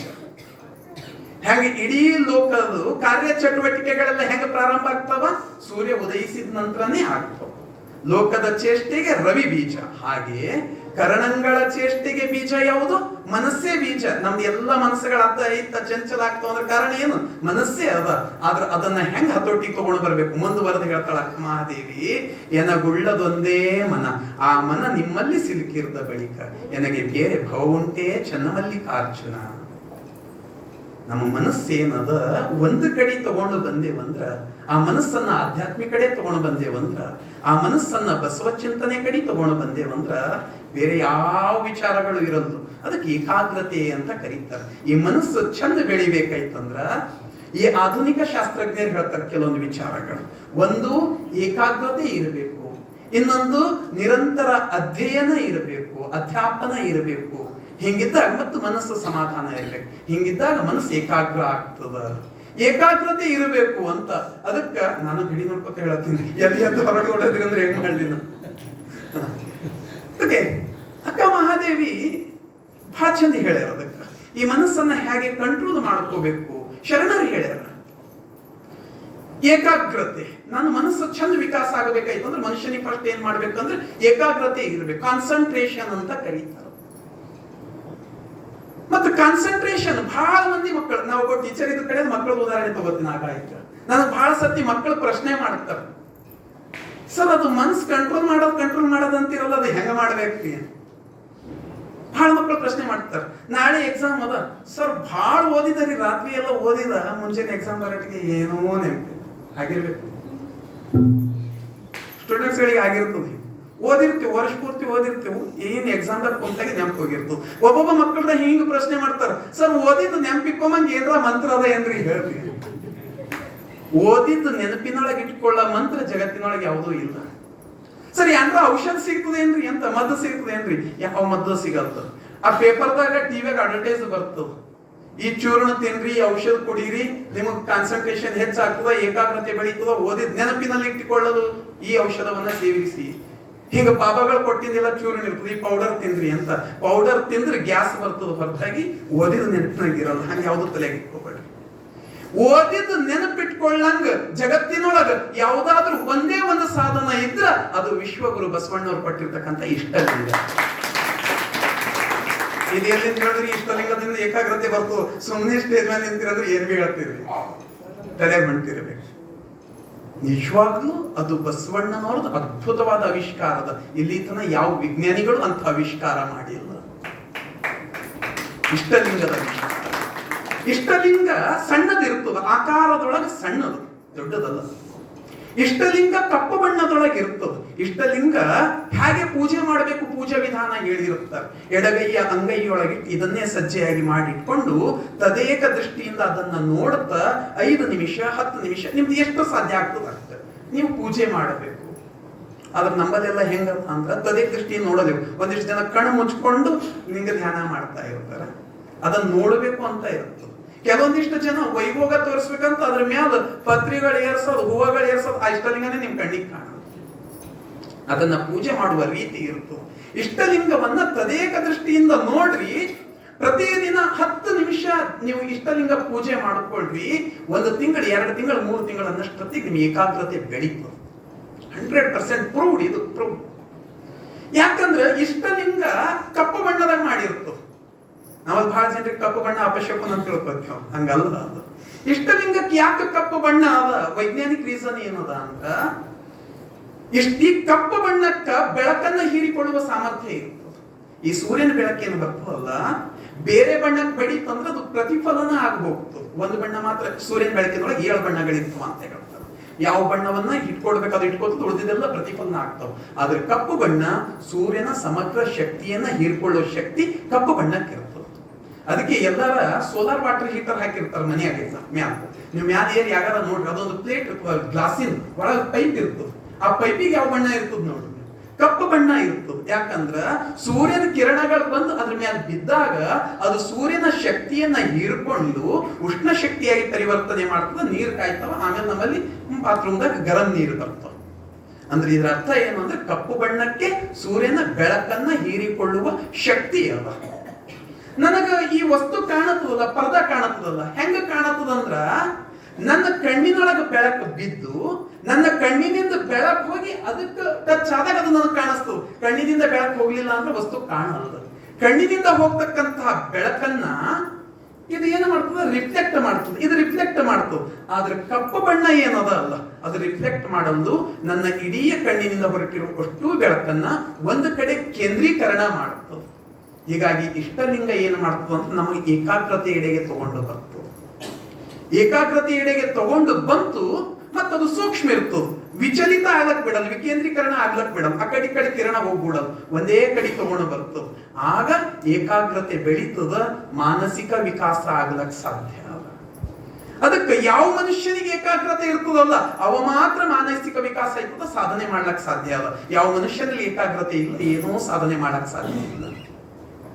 ದ್ರೋಣಾಚಾರ್ಯರು ತನ್ನ ಶಿಷ್ಯರಿಗೆಲ್ಲ ಪಾಠ ಕಲಿಸಿದ್ರು. ಯಾರಿಗೆ? ಪಾಂಡವರಿಗೆ ಕೌರವರಿಗೆಲ್ಲ ಕಲಿಸಿನವ್ರು ಅವರೇ, ದ್ರೋಣಾಚಾರ್ಯರು. ಒಂದು ಸರ್ತಿ ಅವ್ರಿಗೆ ಅನ್ಸಿತ್ತಂತ, ನನ್ನ ಶಿಷ್ಯರು ಎಷ್ಟು ಕಲ್ತಾರ, ನಾನು ಇವರಿಗೆ ಪರೀಕ್ಷೆ ಮಾಡಿ ನೋಡಬೇಕು ಅಂತ ಎಲ್ಲ ಶಿಷ್ಯರಿಗೆ ಕರೆದ್ರು. ನಾನು ಇಷ್ಟು ವರ್ಷ ನಿಮ್ಗೆ ಕಲಿಸಿನಲ್ಲ, ನಿಮಗೆಲ್ಲರಿಗೂ ಒಂದು ಪರೀಕ್ಷೆ. ಏನು ಪರೀಕ್ಷೆ? ಏನಿಲ್ಲ, ನಿಮಗ್ ಬಿಲ್ವಿದ್ದೆ ಕಲ್ಸಿನಲ್ಲ, ಎದುರಿಗೊಂದು ಮರ ಅದ, ಆ ಮರದೊಳಗೆ ಒಂದು ಹಕ್ಕಿ ಅದ, ಆ ಹಕ್ಕಿ ಕಣ್ಣಿಗೆ ಹೊಡಿಬೇಕು. ಯಾರು ಹೊಡಿತೀರಿ ನೋಡೋಣ ಅಂತ ಎಲ್ಲ ಶಿಷ್ಯರಂದ್ರು, ನಾನು ಹೊಡಿತೀನಿ. ಯಾಕಂದ್ರೆ ಸುಮಾರು 5-8 ವರ್ಷ ಕಲ್ತಾರ ದ್ರೋಣಾಚಾರ್ಯರ ಹತ್ರ. ಹೊಡೀರಿ ಅಂತ. ಆಯ್ತಾ, ಹಾಗಾದ್ರೆ ಒಬ್ಬೊಬ್ರಿಗೆ ದೊಡ್ಡ ಒಬ್ಬ ಇದಿಷ್ಟರ ಬಾ ಹೊಡಿತಿ ಏನು ಅಂತ. ಹೊಡಿತೀನ್ರಿ. ಏನು ಕಾಣತ್ತದ ನಿನಗ? ಎದ್ರ ಗಿಡ ಅದರಿ, ಏನು ಮಾಡ್ಬೇಕು? ಆ ಗಿಡದಾಗ ಏನು ಹಕ್ಕಿ ಅದಲ್ರಿ, ಅದ್ರ ಕಣ್ಣಿಗೆ ಹೊಡಿಬೇಕು. ಮತ್ತೆ ಹೊಡಿ ಅಂತ ಹೊಡೆದನು, ಹತ್ಲಿಲ್ಲ. ದುರ್ಯೋಧನ ಹೊಡಿತೇನು? ಹೊಡಿತೀನ್ರಿ. ಏನು ಮಾಡ್ಬೇಕಾಗ್ಯದ? ಆ ಗಿಡದಾಗ ಏನು ಹಕ್ಕಿ ಅದಲ್ರಿ, ಅದ್ರ ಕಣ್ಣಿಗೆ ಹೊಡಿಬೇಕು, ಹೊಡಿ ಅಂತ. ಹತ್ಲಿಲ್ಲ. ನಕುಲ ಬಾಸ ದೇವಬಾ ದುಶಾಸನ ಬಾ ಯಾರ್ಯಾರ ಎಲ್ಲರೂ ಬಂದ್ರು, ಹತ್ಲೇ ಇಲ್ಲ. ಅರ್ಜುನ ಕರೆದ್ರಂತ, ಅರ್ಜುನ ಹೊಡಿತೀನು? ಹೊಡಿತೀನ್ರಿ. ಏನು ಕಾಣತದ ನಿನಗ? ಅವ ಹೇಳ್ದ ಅಂತ, ಹಕ್ಕಿಯ ಅಕ್ಷಿಯಲ್ಲದೆ ಮತ್ತೇನು ಕಾಣದು ಗುರುಗಳೇ, ಹಕ್ಕಿ ಕಣ್ಣಲ್ಲದೆ ನನಗೇನೂ ಕಾಣಿಸಲ್ದು ಅಂತ. ಹೊಡಿ ಅಂದ್ರಂತ. ಹೊಡೆದ, ಹೋಗಿ ಅದು ನೇರ ಹಕ್ಕಿಯ ಕಣ್ಣಿಗೆ ಹತ್ತದ. ಹಿಂಗ ಇದಕ್ಕಂತಾರ ಏಕಾಗ್ರತೆ. ಅವನ್ ಕಾನ್ಸಂಟ್ರೇಷನ್ ಎಲ್ಲದ ಅಂದ್ರ ಇಡೀ ಹಕ್ಕಿಯ ಕಣ್ಣಿನೊಳಗೆ ಅದ. ಅವನಿಗೆ ಆಚೆದೀಚದ ಕಾಣತಿಲ್ಲ, ನಮಗೆಲ್ಲ ಆಚೆದೀಚದ ಕಾಣಿಸ್ತದ. ಯಾಕಂದ್ರೆ ಗಿಡ ಸುಂದರ ಅದ, ಹಚ್ಚುಗದ, ಒಳಗ ಹೂವ ಬಿಟ್ಟದ, ಕೆಂಪನ್ ಹೂವ, ನೀಳಿ ಹೂವ, ಅರಸಿಣ ಹೂವ, ಅದಕ್ಕೆ ಕೊಂಬೆಗಳು, ಟೊಂಗೆಗಳು, ಫಂಟಿ, ಅದು ಇದು ಸುತ್ತ, ಮ್ಯಾಲ ಆಕಾಶ ನೀಲಿ. ಇವೆಲ್ಲ ಏನವ ಅಂದ್ರೆ ಬಣ್ಣ ನಮಗ ಆಕರ್ಷಣೆ ಮಾಡುತ್ತಾವ. ನಮ್ಮ ಮನಸ್ಸು ಆ ಕಡೆ ಹೋಗ್ತದ, ಹಕ್ಕಿ ಕಣ್ಣಿಗೆ ಹತ್ತದ. ನಮಗ ಎಲ್ಲಿ ಗುರಿ ಅದ ಅಲ್ಲಿ ಮಾತ್ರ ಮನಸ್ಸಿಟ್ಟೇವಂದ್ರೆ ಅದು ಏಕಾಗ್ರತೆ. ಯಾವಾಗ ನಮಗ ಇವೆಲ್ಲ ಆಚೆವಿಚಿವೆ, ಇವು ಹಚ್ಚಂದೆ ಬಹಳ ಇಂಟ್ರೆಸ್ಟ್ ಇರ್ತಾವ. ಇದು ಧಾರಾವಾಹಿ ಅದ, ಅದೊಂದು ಹಚ್ಚಂದೆ ಅದ. ಇದು ಕ್ರಿಕೆಟ್ ಅದ, ಇದು ಮತ್ತೊಂದದ, ಇದು ಮತ್ತೊಂದದ, ಇದು ಬಡ್ಡಿ ವ್ಯಾಜ್ ಅದ, ಇದು ಆ ಬಿಸ್ನೆಸ್ ಅದ, ಇದು ಈ ಬಿಸ್ನೆಸ್ ಅದ, ಆ ಕಡೆ ಅದ. 108 ಆಕರ್ಷಣೆಗಳು. ನಮಗ ಎಲ್ಲಿಂದ ಆಧ್ಯಾತ್ಮಿಕ ಕಡೆ ವಾಲ್ತೀವು? ಎಲ್ಲಿಂದ ಏಕಾಗ್ರತೆ ಆಗ್ತದ? ಇಷ್ಟಲಿಂಗ ಪೂಜೆಗೆ ಕುಂತಾಗ ಸುತ್ತ ಎಲ್ಲೋ ಒಂದ್ ಕಡೆ ಥಂಗಿ ಬಿತ್ತಂದ್ರ ಏನಾಗ ನೋಡೋ ಅದು ಅಂತ ಅಂತೇವ್ ಅನ್ನೋದಾದ್ರೆ ಕಾನ್ಸಂಟ್ರೇಷನ್ ಎಲ್ಲಿಂದ ಬರ್ತದ? ಮಾನಸಿಕ ವಿಕಾಸ ಎಲ್ಲಿಂದ ಆಗ್ತದ? ಮಾನಸಿಕ ವಿಕಾಸ ಆಗಿಲ್ಲ ಅಂದ್ರೆ ನಾನು ಪರ್ಫೆಕ್ಟ್ ಪರ್ಸನ್ ಅಲ್ಲನೇ ಅಲ್ಲ. ನಾನು ಪರ್ಫೆಕ್ಟ್ ಪರ್ಸನ್ ಅಂತ ಯಾವ್ದಕ್ಕೆ ಹೇಳತ್ತೀನಿ ಅಂದ್ರೆ ಶಾರೀರಿಕ ವಿಕಾಸನೂ ಇರಬೇಕು, ಮಾನಸಿಕ ವಿಕಾಸನೂ ಇರಬೇಕು. ಇಲ್ಲ ಅಂದ್ರೆ ಪರ್ಫೆಕ್ಟ್ ಲೈಫ್ ಅಲ್ಲ. ಅದಕ್ಕ ಶರೀರನೂ ಸದೃಢ, ಮನಸ್ಸು ಸದೃಢ, ನೈತಿಕ ವಿಕಾಸ. ಅಕ್ಕ ಮಹಾದೇವಿ ಭಾವಶುದ್ಧಿ ಅಂತ ಹೇಳ್ತಾರ. ಯಾರಲ್ಲಿ ನೈತಿಕ ವಿಕಾಸ ಇರ್ತದ ಅವನೇ ಚಂದ. ಶರೀರಷ್ಟೇ ಚಂದ ಬೆಳೆಸ್ಕೊಂಡ್ರ ಗುಳಿ ಇದ್ದಂಗ, ಮನಸ್ಸಷ್ಟೇ ವಿಕಾಸ ಆದ್ರ ನರಿ ಇದ್ದಂಗ. ನರಿ ಬಿ ಬುದ್ಧಿವಂತ ಇರ್ತದ. ಏನ್ ಫಾಯ್ದ? ನೈತಿಕತೆ ಇಲ್ಲ. ಕಾಗಿಗೆ ಠಕ್ಕಸ್ದ, ಮೊಸಳಿಗೆ ಠಕ್ಕಸ್ದ, ಕೋತಿಗೆ ಠಕ್ಕಸ್ದ, ಹಿಂಗ್ ಮಾಡ್ಕೋತಿರ್ತು. ಅದಕ್ಕೆ ಅಂತ ನೋಡ್ರಿ, ಬಹಳ ಚಾಲಾಕಿದ್ದ ಅಂದ್ರೆ ನರಿ ಬುದ್ಧಿವನ ಇವ ಅಂತ. ಗುಳ್ಳೆ ನರಿ ಇದ್ದಂಗನ ಹಿಂಗಂತವ್ರು. ಬರೀ ಶರೀರ ಬೆಳೆದ್ರು ಗುಳಿ ಇದ್ದಂಗ, ಬರೀ ಮಾನಸಿಕ ವಿಕಾಸ ಆದ್ರೆ ನರಿ ಇದ್ದಂಗ. ಮನುಷ್ಯತ್ವ ಬೆಳಿಬೇಕಾದ್ರ ನೈತಿಕ ವಿಕಾಸ ಬೇಕು. ಅದನ್ನ ಅಕ್ಕ ಮಹಾದೇವಿ ಭಾವಶುದ್ಧಿ ಅಂತ ಕರೀತಾರೆ. ಅದರೊಳಗೆ 3 ಪ್ರಕಾರ ಬರ್ತವೆ. ನೈತಿಕ ವಿಕಾಸ ಅಂದ್ರೆ ಏನು? ಭಾವಶುದ್ಧಿ, ವಾಕ್ಶುದ್ಧಿ, ಕ್ರಿಯಾಶುದ್ಧಿ. ಇವು 3 ಬೆಳೆದ್ರೆ ಮಾತ್ರ ನೈತಿಕ ವಿಕಾಸ, ಇಲ್ಲ ಅಂದ್ರೆ ಇಲ್ಲ. ಮೊದಲು ಭಾವಶುದ್ಧಿ ಇರಬೇಕು, ಅನಂತರ ವಾಕ್ಶುದ್ಧಿ ಇರಬೇಕು, ಅನಂತರ ಕ್ರಿಯಾಶುದ್ಧಿ ಇರಬೇಕು. ಭಾವಶುದ್ಧಿ ಇಲ್ಲದ್ರೆ ಏನಾಯ್ತದ? ಕೆಟ್ಟ ಭಾವನೆಗಳು ಒಳಗೆ ಬರ್ತಾವ. ಕಾಮ, ಕ್ರೋಧ, ಲೋಭ, ಮೋಹ, ಮದ, ಮತ್ಸರ ಇವೆಲ್ಲ ಒಳಗೆ ಬಂದು ಕೂಡ್ತಾವ. ಅದಕ್ಕೆ ಅವು ಮೊದಲು ತೆಗಿಬೇಕು, ಅಂದ್ರೆ ಅದು ಭಾವಶುದ್ಧಿ. ಅದಕ್ಕ ನಾವೆಲ್ಲ ಏನ್ ಮಾಡ್ತೇವೆ ಮಾಸ್ಟರ್ಗಳು ಅಂದ್ರೆ, ಅದು ಮಕ್ಕಳ ಮನಸ್ಸಿನಾಗ ದುರ್ಗುಣ ತೆಗೆಯದೆ ಮ್ಯಾಲ ಬಡಿಲಾಕ ಶುರು ಮಾಡ್ತೇವೆ. ನೀವು ಹೋಮ್ವರ್ಕ್ ಯಾಕೆ ಮಾಡಲಿಲ್ಲ? ನೀ ಅವನಿಗೆ ಯಾಕೆ ಕೇಳಾಗದಿ, ಇವನಿಗೆ ಯಾಕೆ ಕೇಳಾಗದಿ? ಭಾವಶುದ್ಧಿ ಅಂದ್ರೆ ಒಳಗಿಂದ ಶುದ್ಧ ಆಗದು. ಬಸವಣ್ಣನವ್ರು ಅದೇ ಹೇಳ್ತಾರ, ಅಂತರಂಗ ಆತ್ಮಶುದ್ಧಿ ಆಗ್ಬೇಕು, ಹೊರಗ ಬಡಿಬಾರ್ದು ಅಂತ. ಹುತ್ತವ ಬಡಿದೊಡೆ ಹಾವು ಸಾಯಬಲ್ಲುದೇ ಅಯ್ಯ, ಅಘೋರ ತಪವ ಮಾಡಿದಡೇನು ಅಂತರಂಗ ಆತ್ಮಶುದ್ಧಿ ಇಲ್ಲದವ ನೆಂತು ನಂಬನಯ್ಯ. ನಚ್ಚನು ಕೂಡಲ ಸಂಗಮ ದೇವ. ಹುತ್ತಿಗೆ ಬಡದ್ರೆ ಹಾವು ಸಾಯ್ತದೇನ? ಎಲ್ಲೋ ಒಂದು ಕಡೆ ಹುತ್ತದ ಅಂತ ತಿಳ್ಕೊರ, ಅದ್ರೊಳಗೆ ಹಾವು. ಹುತ್ತ ಅಂದ್ರೆ ಹಾವಿಂದ ಆಕ್ಚುಲಿ ಹಾವು ಕಟ್ಟಿರೋದು ನೋಡ್ರ, ಗೆದ್ದಲು ಕಟ್ಟಿರ್ತದ. ಗೆದ್ದಲುಗಳು ಹುತ್ತು ಕಟ್ಟಿರ್ತಾವ, ಹಾವು ಅದಕ್ಕೆ ಮನಿ ಇಲ್ಲ ಅಂತ ಬಂದು ಅದ್ರೊಳಗೆ ಸೇರ್ಕೋತದ. ಹಂಗ ಈ ಶರೀರನು ಒಂದು ಹುತ್ತಿದ್ದಂಗ ಅದ. ದೇವರು ಕಟ್ಟಿರುವ ಒಂದು ಹುತ್ತ. ಈ ಹುತ್ತ ದೇವರು ಕಟ್ಟಿದ ಮ್ಯಾಲ ಬೆಳಿತಾ ಬೆಳಿತಾ ಹೋದಂಗ ನಮ್ಮ ಒಳಗೆ ಹಾವುಗಳು ಬಂದು ಸೇರ್ಕೊಂಡವು. ಕಾಮ ಎನ್ನುವ ಹಾವು ಕ್ರೋಧ ಎನ್ನುವ ಹಾವು, ಲೋಭ ಎನ್ನುವ ಸರ್ಪ, ಮದ ಎನ್ನುವ ಸರ್ಪ, ಮತ್ಸರ ಎನ್ನುವ ಸರ್ಪ, ಲೋಭ ಎನ್ನುವ ಸರ್ಪ, ಇವೆಲ್ಲ ಒಳಗೆ ಬಂದು ತುಂಬಿಕೊಂಡು ಕುಂತವ. ನಾವು ಏನು ಮಾಡತ್ತಿದ ಅಂದ್ರೆ ಹೋಗಿ ಕಾಡಿಗೆ ಹೋಗಿ ತಪಸ್ಸು ಮಾಡತ್ತಿಲ್ಲ. ಜಪ ಮಾಡಿದಡೇನು ತಪ ಮಾಡಿದಡೆ. ಅದೆಲ್ಲ ಏನಾಯ್ತು ಅಂದ್ರೆ ಕಾಯಕ್ಕೆ ಕೊಡುವ ದಂಡನೆ ಒಳಗಿಂದ. ಅದಕ್ಕ ಬಸವಣ್ಣ ಹೇಳ್ತಾರ, ಹುತ್ತವ ಬಡಿದಡೆ ಹಾವು ಸಾಯಬಲ್ಲುದೆ ಅಂತ. ಒಳಗ ಹಾವದ ಹುತ್ತಿ ಪಡಿಗೆ ತಗೊಂಡು ಎಷ್ಟು ಹೊಡಿರಿ, ಏನು ಫಾಯ್ದ? ಒಳಗ ಕಾಮ ಕ್ರೋಧ ಎಲ್ಲ ತುಂಬಿಕೊಂಡಿದ್ದ ಮನುಷ್ಯ ಹೊರಗೆ ನಾ ತಪಸ್ಸು ಮಾಡ್ತೀನಿ ಜಪ ಮಾಡ್ತೀನಿ ಅಂತ ನಡೆದಿದೆ, ಏನ್ ಲಾಭ? ಅದಕ್ಕ ಹಾವಿ ಹೊಡಿಬೇಕಾದ್ರೆ ಮೊದಲು ಹಾವಿ ತೆಗೆದು ಹೊಡಿಬೇಕು. ಮನಸ್ಸಿನೊಳಗಿನ ಕಾಮ ಕ್ರೋಧ ಲೋಭ ತೆಗೆದು ಆಮೇಲೆ ನಿನ್ನ ಮನಸ್ಸಿಗೆ ಬೇಕಾದ್ರೆ ದಂಡನೆ ಕೊಡು, ಮನಸ್ಸಿಗೆ ಸುದೃಢ ಇಡು, ಏನು ಮಾಡು.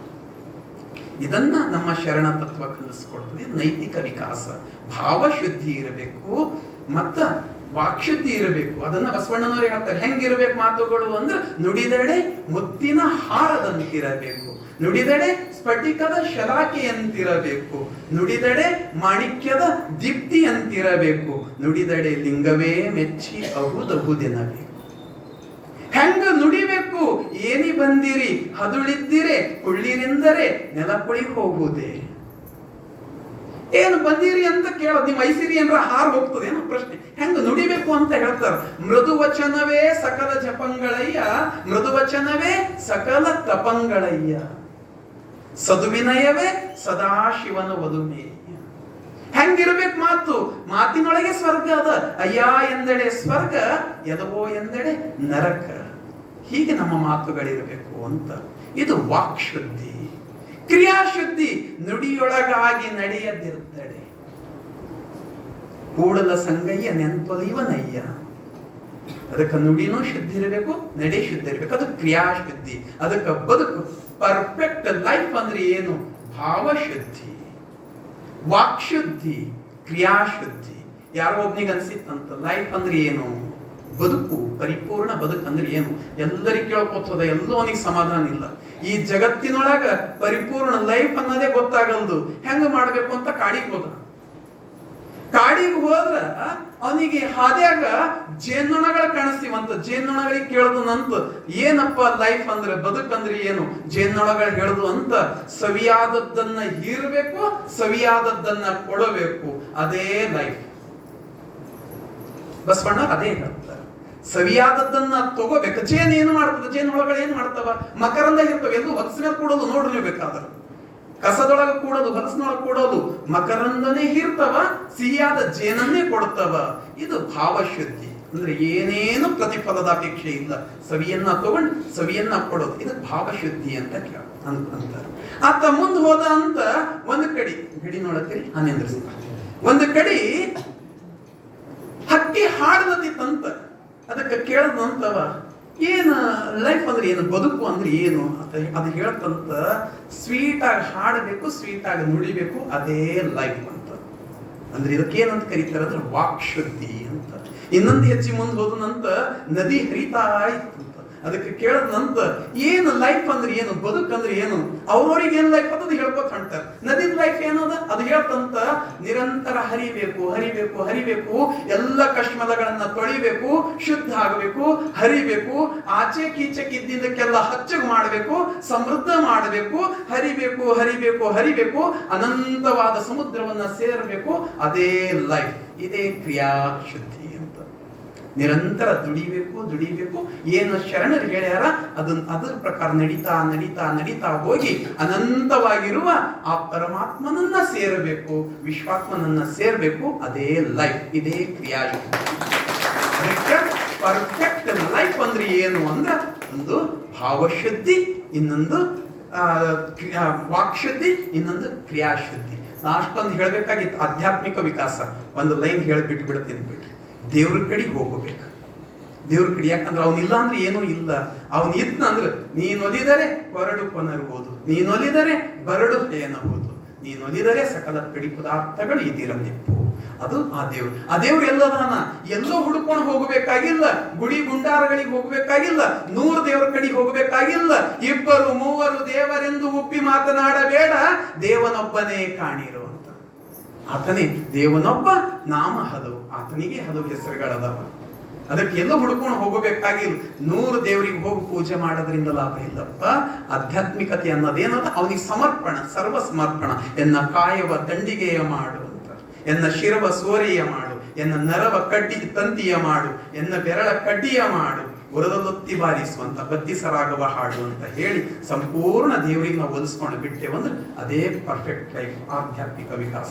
ಅದಕ್ಕೆ ಏನಿಲ್ಲ, ಇಷ್ಟು ಶರಣರು ನಾವು ಇದ್ದೇವಂದ್ರು, ಯಾಕಂದ್ರೆ ನಾವು ಬಸವ ಧರ್ಮದವ್ರು ಇದ್ದೇವೆ, ಶರಣ ಚಿಂತನೆಯವ್ರು ಇದ್ದೀರಂದ್ರೆ ಇವ್ 4 ಶರಣ ಗೆಳೆಯರು ಬೆಳೆಸ್ತಾರೆ. ಶಾರೀರಿಕ ವಿಕಾಸ ಆಗ್ಲಿ, ಮಾನಸಿಕ ವಿಕಾಸ ಆಗ್ಲಿ, ನೈತಿಕ ವಿಕಾಸ ಆಗ್ಲಿ, ಆಧ್ಯಾತ್ಮಿಕ ವಿಕಾಸ ಆಗ್ಲಿ, ಇವೆಲ್ಲ ಅದಕ್ಕೆ ಬಸವಣ್ಣವರು ಹೇಳ್ತಾರ.